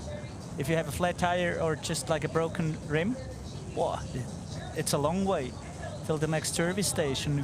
Every day there are a few service stations, but yeah. The service stations, you can not only refuel with nutrition, you can get some neutral support, some repairs from the mechanics there, and no doubt that the likes of Climatiza Orbia would have taken advantage of that. It's still a difficult situation for them because they know how much time they would have lost and they have to put in maximum effort. But the idea when you are at the front is to take no risks. Yeah. And then you have a clean run at it, and far less likely to break a wheel, cut a tire. But the team that have shown us all how it's done is Alexa Skada riding with Vera Loza. Alexa Skada we saw struggling a little bit on the steep uphills. It's been a long season for her. She's done a gravel season, and now this is towards the end of the season for her, as well as Vera Loza. The SPAR Swiss Epic is one of the final highlights of any rider's season. Yeah, we have a lot of highlights coming up in Switzerland as well. We have the Swiss Epic here, the first highlight. Then within a few weeks, the World Championship in the Valle, and then in a few weeks, like September, the World Cup in Lenzerheide. So it's a busy day for Swiss mountain bike cycling up here. Well, this is really the home of mountain biking, you could say, with the mountains all around, and just the quality of the riders, the caliber of riders that come from Switzerland. I think if you win a Swiss championship, no matter who you are, you've almost won a world championship because of the depth of the field. Yeah. We've got at the very top of that echelon, we've got the likes of Nino Schurter, 10-time World Cup, 10-time world champion and multiple World Cup champion, and in fact he's been a winner of the SPAR Swiss Epic. It was one thing that he had to tick off his list. Together with Lars Forster a few years ago, yeah. Exactly, and together with Lars Forster, he also won the Apsa Cape Epic. It was his it was his first victory, and subsequently won again this year in 2025. But from who they call the GOAT, there is a long string of Swiss riders, including Janina Wurst. She's having a great performance out here today. Yeah, and every year some fresh riders are coming up. So yeah, as Casey, he's much better than last year. He's in the lead now, so it didn't come out of nowhere, but he's constantly going up and up and up and down. Yeah. The Swiss mountain bike program from when they're little children is a very effective and very deep program. Yeah. And a program they learn technical skills before they learn the endurance aspect of the sport, which is really important, especially. And it's very clear when you see the Swiss riders out on the course, they're just so comfortable with the really technical trails, and they're comfortable with whatever you can throw at them. Yeah. And they don't forget about the fun. That's probably the most important thing, what I think. So, yeah, I see some pictures that Mark Stutzmann and Lukas Flück have been training together the last few days up here. So just to have fun up here in the Engadine Valley, and then 2 days later, competing each other. But yeah, it's.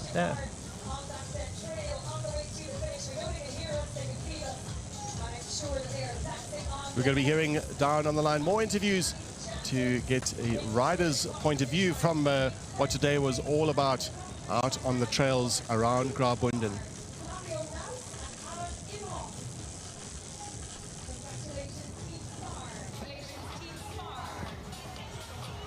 Here we are on the finish line. It's the Bills Masters. Kalle and Carl, a good day for you today. Show us what happened out there. I see you picked up a bit of damage early on. Yeah, I've been super lucky today. This is my new souvenir. But I think I only picked it up 15 kilometers before the finish line, and I heard the noise. But I felt like I was losing air, but I made it to the finish line, and yeah, super happy. Kalle, how are you feeling? Did you work hard on the hills today? How's the form? How's the fitness? How's the partnership? Partnership is great. I mean, we know each other now since 25 years, but also a bunch of stage races. So, you know, we know each other in that regard. But I haven't done a race this hard since Croatia, 4 islands. So I didn't really know the feeling, but it's a tough stage. So yeah, but we felt good. Except this little mishap, all went really well. Beautiful stage. Carl, you've raced here many times. I heard you saying earlier that the trails are absolutely incredible condition. Yeah, once again, Swiss Epic is delivering on a very high level. I mean, that weather is just amazing, and the trails amazing, the vibe is amazing, and the mountains can't get better. A message to the German nationals happening this weekend. I see there's a jersey up for grabs. A couple of the German riders not here? Yeah, exactly. A couple of German riders not here. Also, our teammate Simon Schneller. Good luck, Simon. Give it horns, and we want to see the jersey. See you guys again tomorrow. Good luck. Thank you. Thank you.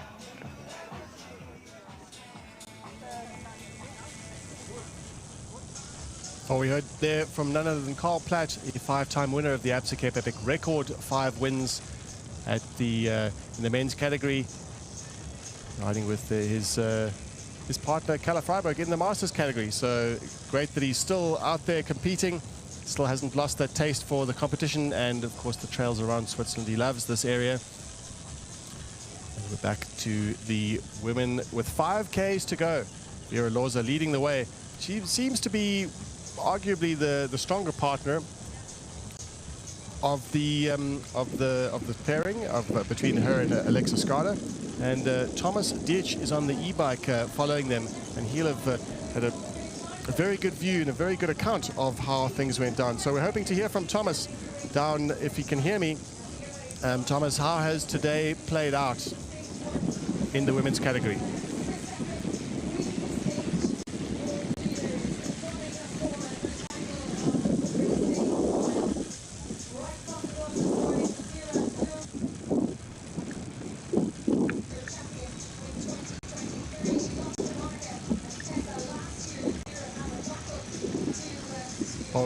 While we're waiting to hear from Thomas, you just see some of the men's category with the amateurs riding alongside the women's, and they won't interfere with the proceedings of the race. And as per the rules of the race, it's forbidden for the women to take the draft of any of the other categories. And playing fair is Vera Loza, Alexa Skada, letting the other categories, the amateur categories, do their own thing. Riding at an extremely high level, Vera Loza and Alexis Skada, the American, following her Namibian teammate on the final stages as they just put the finishing touches to their stage, their campaign to take that leaders jersey, the orange leaders jersey. The Chivita jerseys are orange for the women's category, yellow for the men. Honor for these women to be winning this stage and immediately, automatically being in the general classification lead. Looking at the time checks, Van Doorn and Wust, they were 4 minutes and 11 seconds back, and the Torpedo team seem to have lost time hand over fist, 9 minutes and 13 seconds back. We hope that nothing has happened. They are riding together with the Bulls Swiss team. We'll hear down on the line how that went down. But that third spot on the podium is still up for grabs, and 2 teams in the mix for it, with Van Doorn and Wust quite far up the road. Second place looks pretty much secure for them, although they still have some ground to cover. 3 kilometers for the leaders, in fact, to be exact. But that third spot on the podium, who will it be?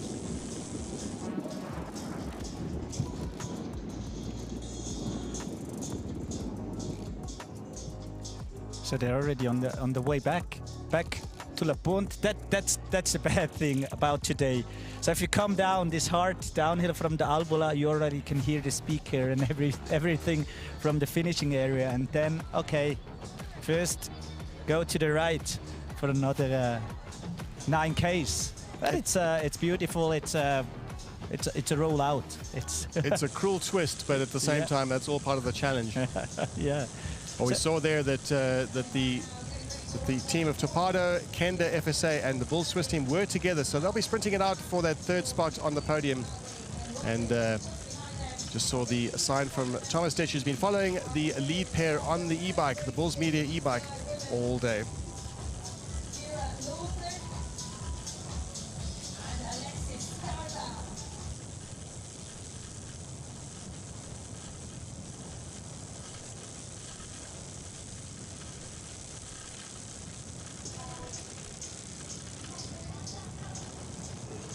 So powering on their campaign, heading into the stage finish at La Punt.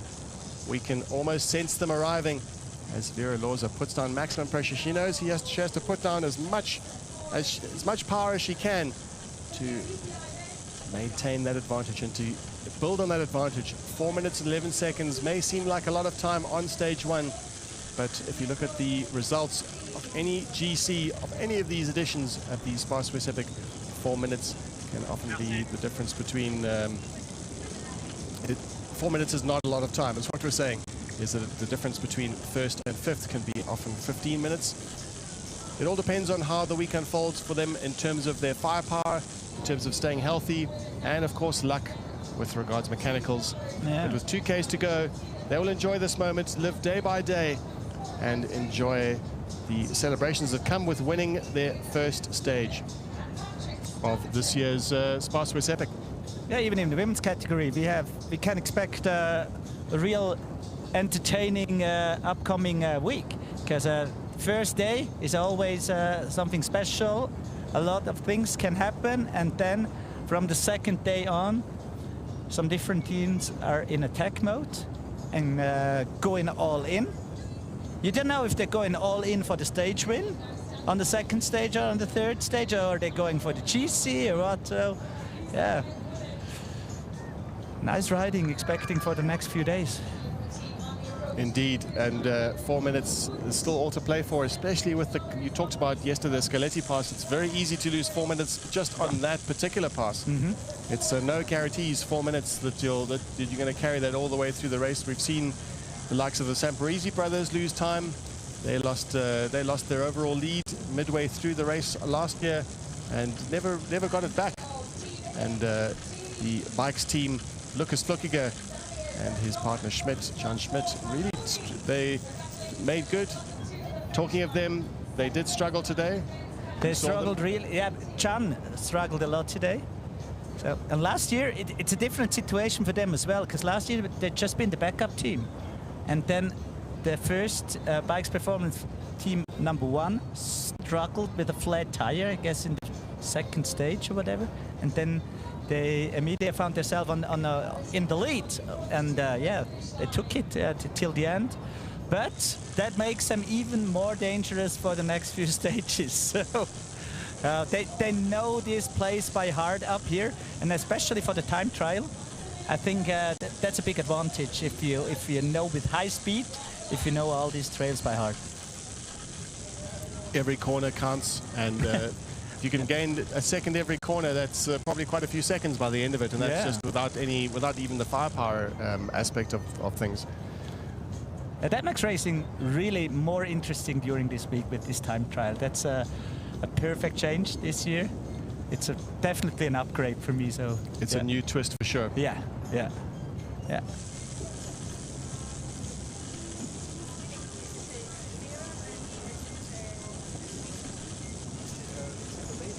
And following the riders through, Vera Loza and Alexa Skada, they are pulling into the finish, and they're just about to cross the finish line. The team of Efficient Infinity SCV SRAM, Vera Loza, Alexa Skada, the American and Namibian, putting the final celebration of a fantastic day out. A 78-kilometer stage, 2,400 meters of climbing, and they are victorious. By our guess, they'll have over a 4-minute advantage over their rivals of Buff Megamo. That was the last time check, and we saw them powering towards the finish. They're maintaining that advantage that they'd earned so well over the early part of the stage, and of course on the Albulapass, putting a consistent effort down, a good rhythm, and a well-deserved win from Loza and Skada.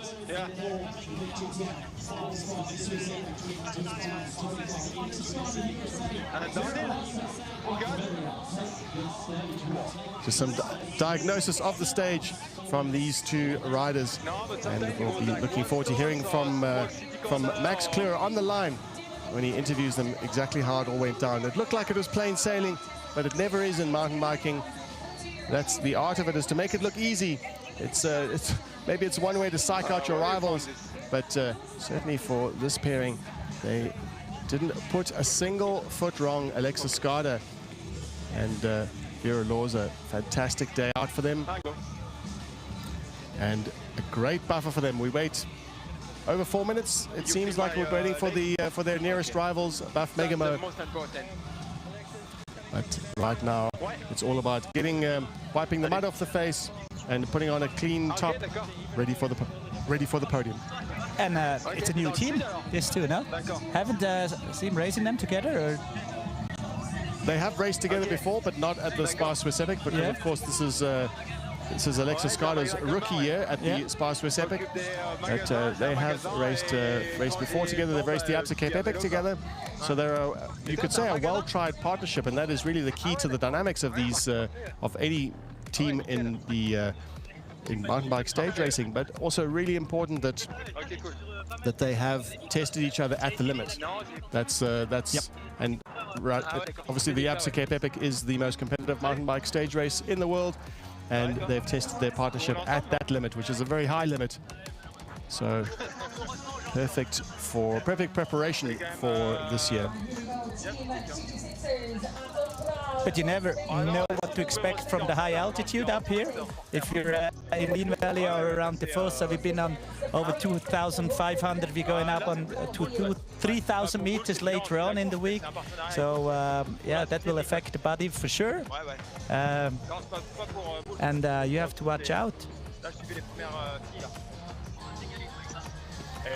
Well, Buff Megamo from the graphics are almost at the finish here at Punt.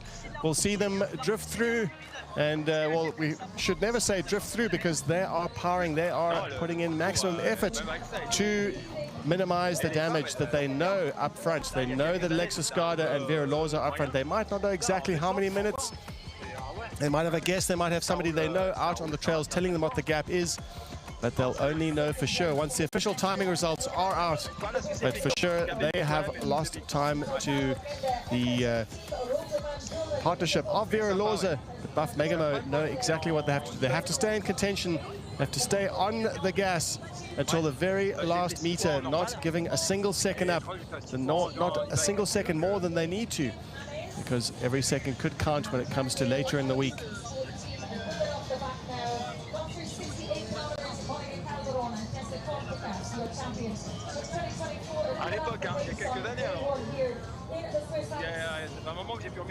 The Women's Day belongs to your champions today.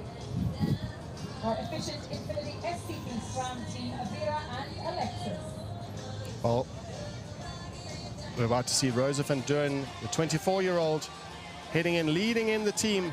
You need a voice, Rosa van Doorn. Fantastic performance from these two. Second place on the stage, having maintained that disadvantage they had. They were around about 4 minutes 20 at the time check. We'll give you some exact timings in a moment. But as the time clicks on, we wait for the third place team out on the course today. And we did see a bit of a battle developing between the Bulls Swiss team and the Tupada Kenda FSA team. And they were on equal time, more or less. A bit of a gap back to the Swiss team, but that third spot on overall, the Tupada Kenda FSA team will be looking to take that spot.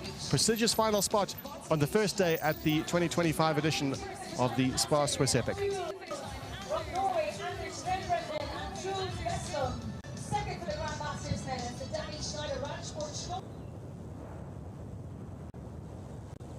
And here we catch a glimpse of the Torpedo Kender FSA team.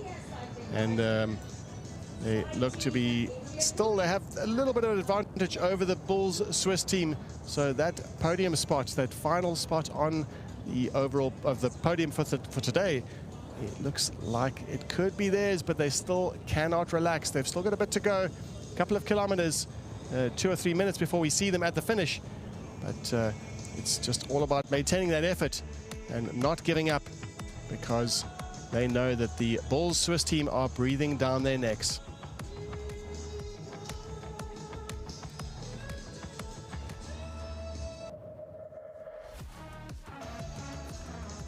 And just from the graphic, you see how far away from the finish, how close they are to the finish, the top teams out on the day, and we're going to be hearing from the winners in just a moment.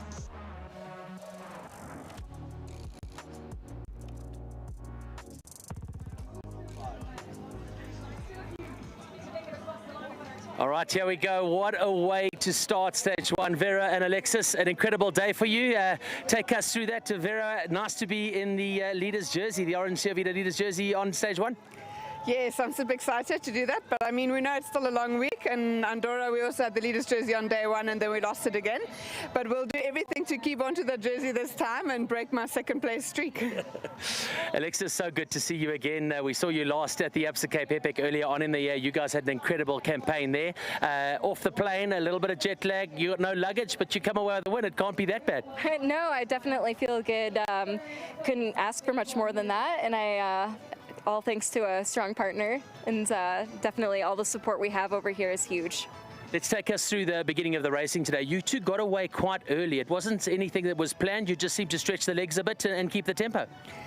Yeah, you kind of don't want to wait around too long, and then we saw we were going at a good pace, and it was just us and Buff Mega more left, and then we saw Janina was off the pace a little bit, and then I just thought, okay, let's just try, eh? I mean, we're here to race, we're not here to have a Sunday cruise, so we went for it, but yeah, it was still a long way to the finish, and that Albulapass is no joke, eh? It's a long way.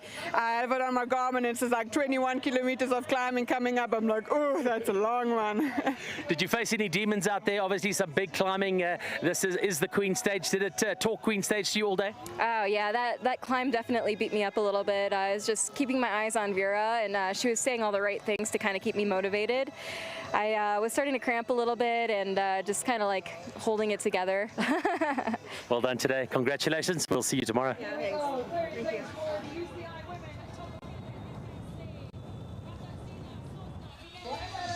Definitely nice to hear from that they struggled as well on this Albula climb. So it's a real long one, and it's a real hard one. It looks so easy, but yeah.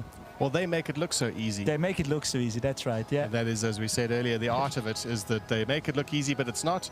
And it's just good to see a little bit of humanness in what seemed like a completely unbreakable performance from those two. They looked unflappable, they looked in charge all day, and interesting to see that they too had their own struggles internally and out on the course. Yeah, and especially Vera said that she had a look on her computer and said 30 Ks, and she's used to that, but she still got shocked when she's riding the Swiss Epic, the highness and the trails. It's not just the highness; the trails are hard to ride as well.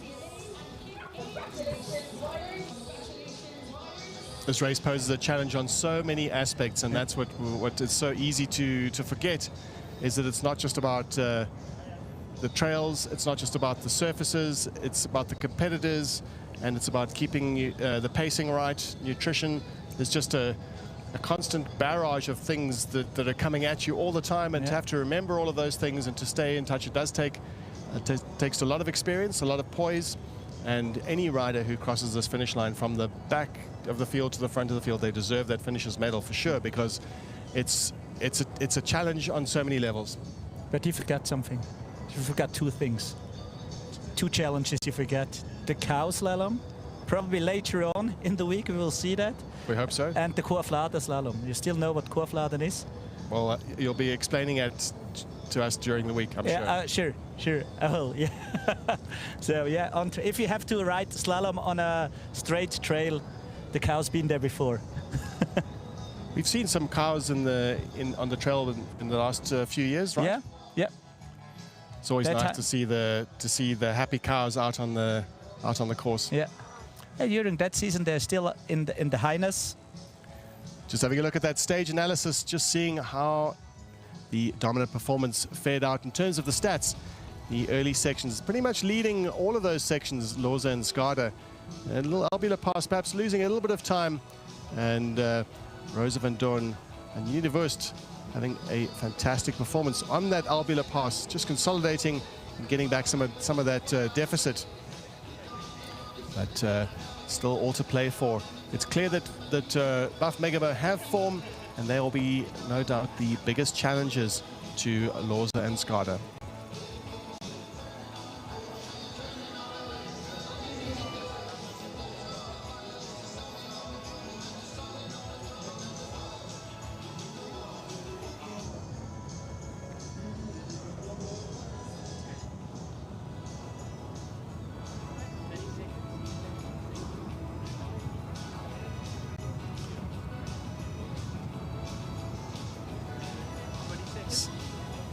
Scenes of the finish in Punt at the SPAR Swiss Epic, and we're going to be hearing in a moment from the second place finishers of the day.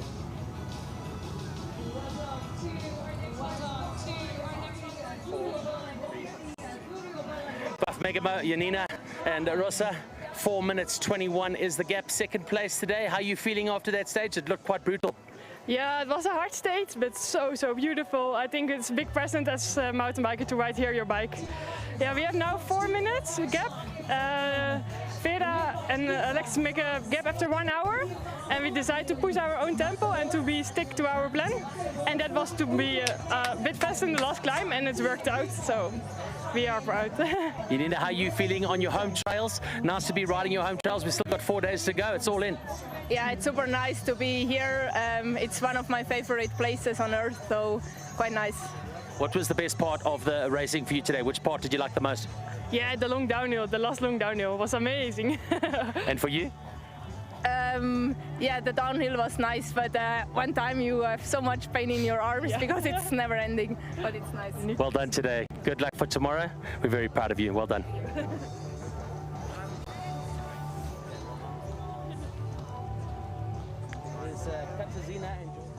Next across the line, it is fifth place for Masters Men, Blind Date Racing, Austria's Alfred Power. So she sore in the hands from this downhill, even after a long stage like this. And even for a Swiss person. Even for a Swiss person, she's used to trails like that. Exactly, that just shows how hard it can be. That's an easy one. It's an incredible challenge, not just to go up the climbs, but also to go down and keep yourself in one piece, not crash. But that riders talk about that arm pump from constantly being on the brakes and off the brakes. All the time, yeah. Different setup probably for the bike as well, day by day. If you have a downhill like that on the last part, you probably have to think about tire choice, probably the brakes, positioning, bars, everything. And also watch out for your teammate. Yeah, that's the most important thing probably, yeah. Well, there are the final results. As descriptive as it gets, the team of Lorza and Skada, 4 hours and 4 minutes of racing, 52 seconds, with a 4-minute 21 lead over Van Doorn and Wurst. The nearest challengers, Buff Megamo. Topada Kenda FSA, 8 minutes and 12 back, holding at bay the Bulls Swiss team.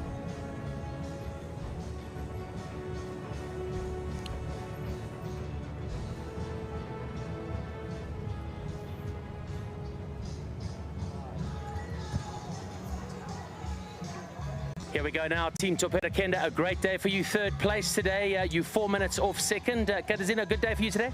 Yes, I'm a little bit suffer altitude, but it's very good. Georgia make this race very regular, and this is fine. And for me, it's only first day, day by day.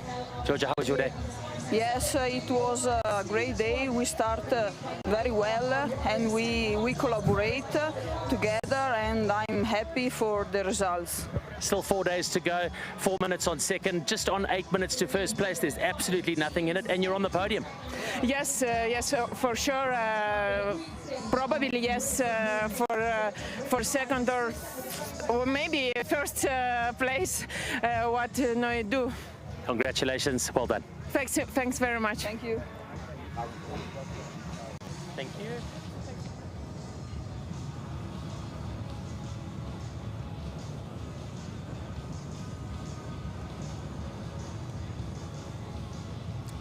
Well, seats for the start-finish of stage 1 in Punt here, and we heard from the third place riders out on the stage. Third place today, 8 minutes and 12 seconds down.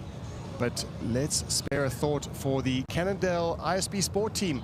Favorites going into the race, dominant last year, and at the last time check having lost well over 12 minutes. So we'll be keen to hear from the interviews and just from our chats to them down on the line exactly what went wrong for Monica Calderon and Tessa Kortekas. Yeah, real good performance last year. Always been in the fight, but yeah, looks a bit different. And here they are. Monica Calderon, Tessa Kortekas, still spirits high. They've still got a unique bond, the two of them, at 16 minutes and 43 seconds. Their campaign for overall general classification looks like it's over. It's over, yeah. But not for the stage wins, huh? Don't forget that. Yeah. That makes them even more dangerous because, of course, it adds a new dynamic to stage racing when there are riders of their strength and their ability racing for stages, because they can extend and stretch the race out, and often leaves extra inadvertent allies for the other riders. For example, if Lexa Skada and Vera Lorza need to tag on the back of an ambitious Monica Calderon and Tessa Kortekas who are aiming for the stage, who've rested the day before, that will then put the other teams at a disadvantage if they are not quite able to follow the firepower of those two teams. So that's how tactics will play out. But let's have a quick look at the analysis of the men's category. Rabensteiner and South, they finished fastest, and just having a look at the pairing of Arias and Taffarel doing really well at that Bergen camping section. But all in all, the team that put it all together the best and the most consistently was the team of Rabensteiner and Casey South. I have to find out who was the fastest team on the Albulapass on the downhill. It is not a top 6 team. Well, that's interesting that there was a team that obviously wanted to get that enduro section. Not a come. Which is quite possible. Yeah. It does look like that Rabensteiner and South were very much in touch. Just 5 seconds off the very fastest speed, but really interesting to see, like you said, Dario, who was the quickest on that section. Just to look at the final results once again. The winners of the stage, Fabian Rabensteiner and Casey South. Topado Kenda FSA leading the Samparisi brothers KTM Sparta, powered by Bren. 2 minutes and 11 seconds back. Finishing at the same time, Sifredi and Goria, Scott Racing, and also in that group. Losing out on a spot on the podium, no doubt keen for tomorrow to make good. Taffarel and Arias from Metallurgica Veneta on Mike Pro Team. 2 minutes and 13 seconds is the record on the stage 1. Scott Racing 2, also a good performance and a good sign for the third place team that they have a very strong backup team. Urs Huber is still on the list, just outside the top 10, riding with Rudil Cortinat. And just some familiar names going down the list. Mr. Morcillo from Scott Calamandino, a well-known exponent of stage racing. Not quite a great day for him, but still great to be out in the Alps. I'm sure he's excited to be riding in one of the riders' favorites races in the world on the circuit.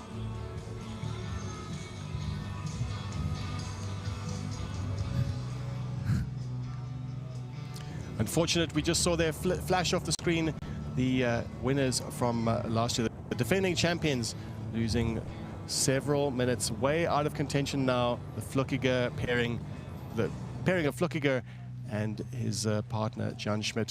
unfortunate for them, but that's how it goes in mountain bike stage racing. Maybe a stage win from them. Definitely. I can't remember. Yeah, definitely. Stage race within the next few days, especially this time trial thing. They're both really fast on the downhills, normal. And they know this region very good. So every Swiss mountain biker is training up here. For sure, once or twice a season, high altitude training. And yeah, the national team is always up here. And the team, Bikes Performance Race Team, they have a partner up here with a hotel, with the Bever Lodge. So they're here all the time. They know the trails now. From now on, they go on stage attack mode. Well, let's hope that it'll add some fireworks to the whole dynamic of the racing. Like we were saying, in the women's category, it'll be just like that in the men's category. As soon as riders drop out of the overall contention, it causes chaos. And means that we have, as fans, we have exciting viewing. So good for us. I like chaos. Exactly. I really and like those chaos. that can master the chaos are the ones that succeed. As we heard from Stefan Sam earlier, he was a master of that. And he understood innately that the Klimatiza team, the Klimatiza Orbea team, they had to manage that situation, that broken wheel. And they, by all accounts, they did an admirable job. They still stayed in contention. They are still more or less in contention certainly for a podium. So good for them. Yeah. And that makes them really dangerous for the next few days. And certainly if they want to be winning stages, exactly. Yeah, that's their biggest threat. Even though they're not close on GC as the Samparisis, for example, they're the team that'll be watched by Fabian Rabensteiner and Casey South. Imagine that. If you're Rabensteiner and Casey South, you have the Samparinis, and it's a lot to manage. Yeah. Pwah.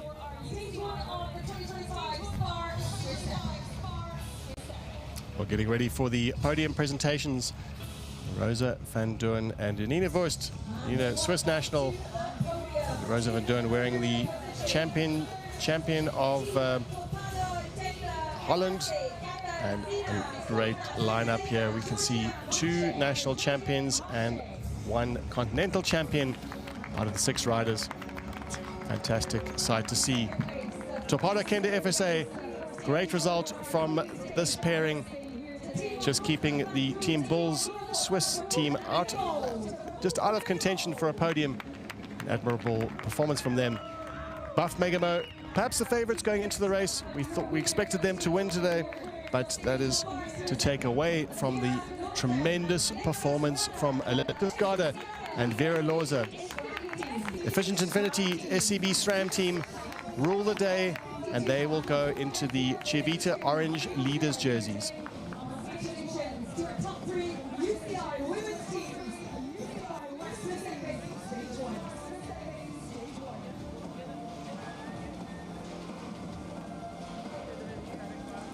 Well, it's all about that photograph they've got to get. It's a moment that they'll all remember.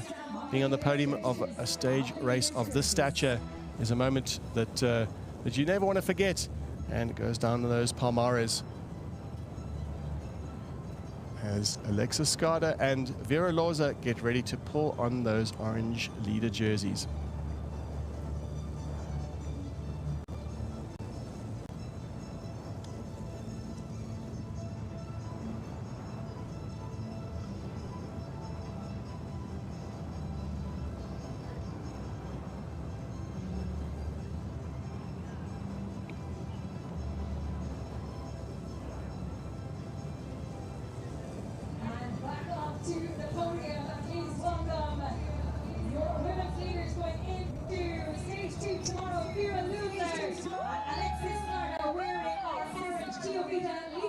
And there they are on the podium, smiles all around for the pairing, the Libyan and the American, as they give themselves a little bit of a round of applause, and well deserved. So I think it's more of a sense of gratitude because the amount of performance, the amount of preparation that the riders have to go through just to get to this moment, just to get to the start, and sometimes on the podium it can be relief more than glory, and no doubt another crowning moment in the list of achievements from Vera Loza.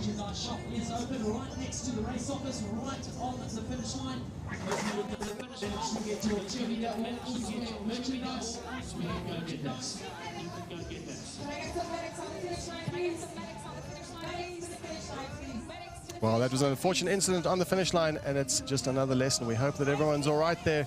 Everyone seems to be getting up. But really important that the concentration is never dropped, because the race isn't over until you actually step off the bike, not just when you cross the finish line. Anyway, we hope that everyone is okay. Riders will be attended to. Let's have a look at the Masters results. Paul Platt and Kalle Friberg winning the Masters category. 3 hours and 51 minutes, 39 seconds of racing. 14 minutes advantage over their nearest rivals, APT. And another Swiss team in the mix here of PS Cycling, riding to 14 minutes and 18 seconds, rounding out that podium for the Masters.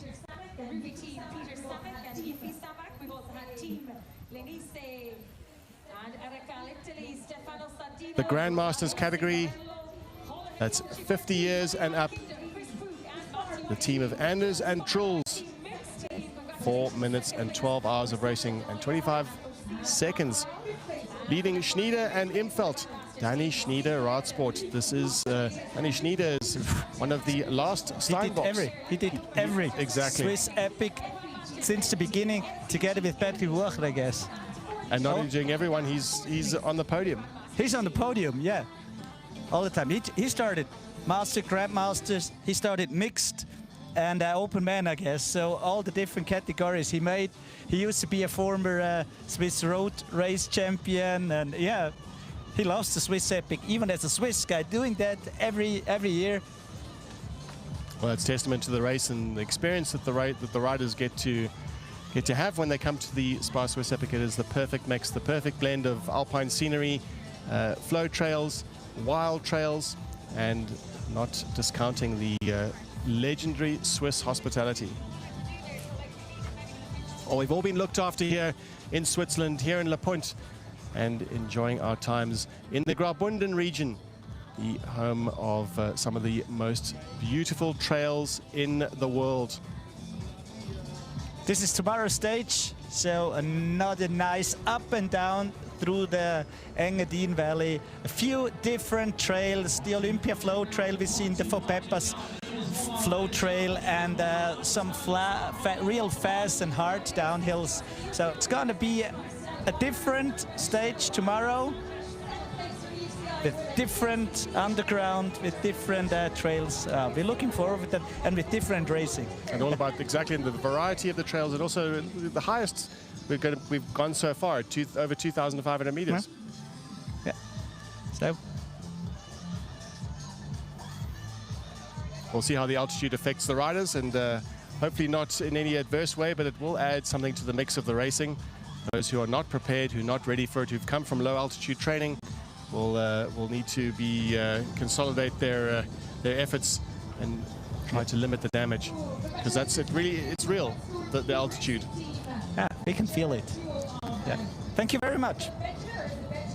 Thank you, Dario. It was great to be here commentating once again at this prestigious race, and we're looking forward to seeing a fantastic week of racing. We've seen some high-octane racing at the moment, even so far, and those climbs are just absolutely brutal. But beautiful. But beautiful. Yeah, as you. So you got a chance to enjoy that view at the top of Albula Pass? Sure. Yeah, even as a Swiss person, having been here many times, it still doesn't get old. No, never. This area, never. You never get bored of this area. You always find something new. You always find a new trail. It's even different if it's wet, if it's dry. Yeah, perfect. And you're going to get a chance to get on your bike today? I already been on the bike yesterday in Davos. I made a few trails there. Today, I'm not sure, but probably I will. To check out some of the flow trails from tomorrow stage. That'd be a good idea to give us some insights as to exactly what it looks like. Yeah. Because the trail surface does change depending on the weather. Depending on the weather, if it's dry, if it's wet, if it's hot, if it's really hot.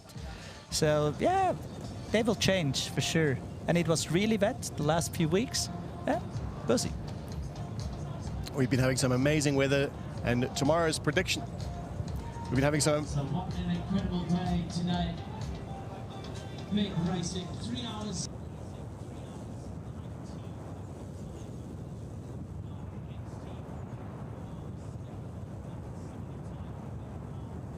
Congratulations to all of you across the line. Welcome to the... Well, that wraps up another unforgettable day here at the 2025 SPAR Swiss Epic.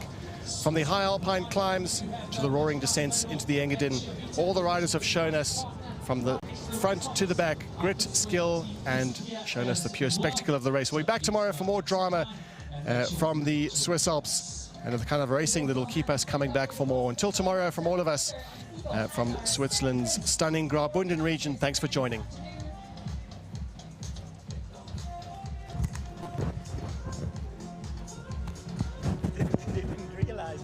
You didn't realize. He told us about 5 times.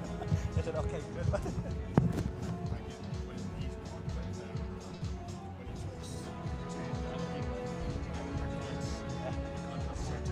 Yeah, I saw that. Why are you talking? Was it for you?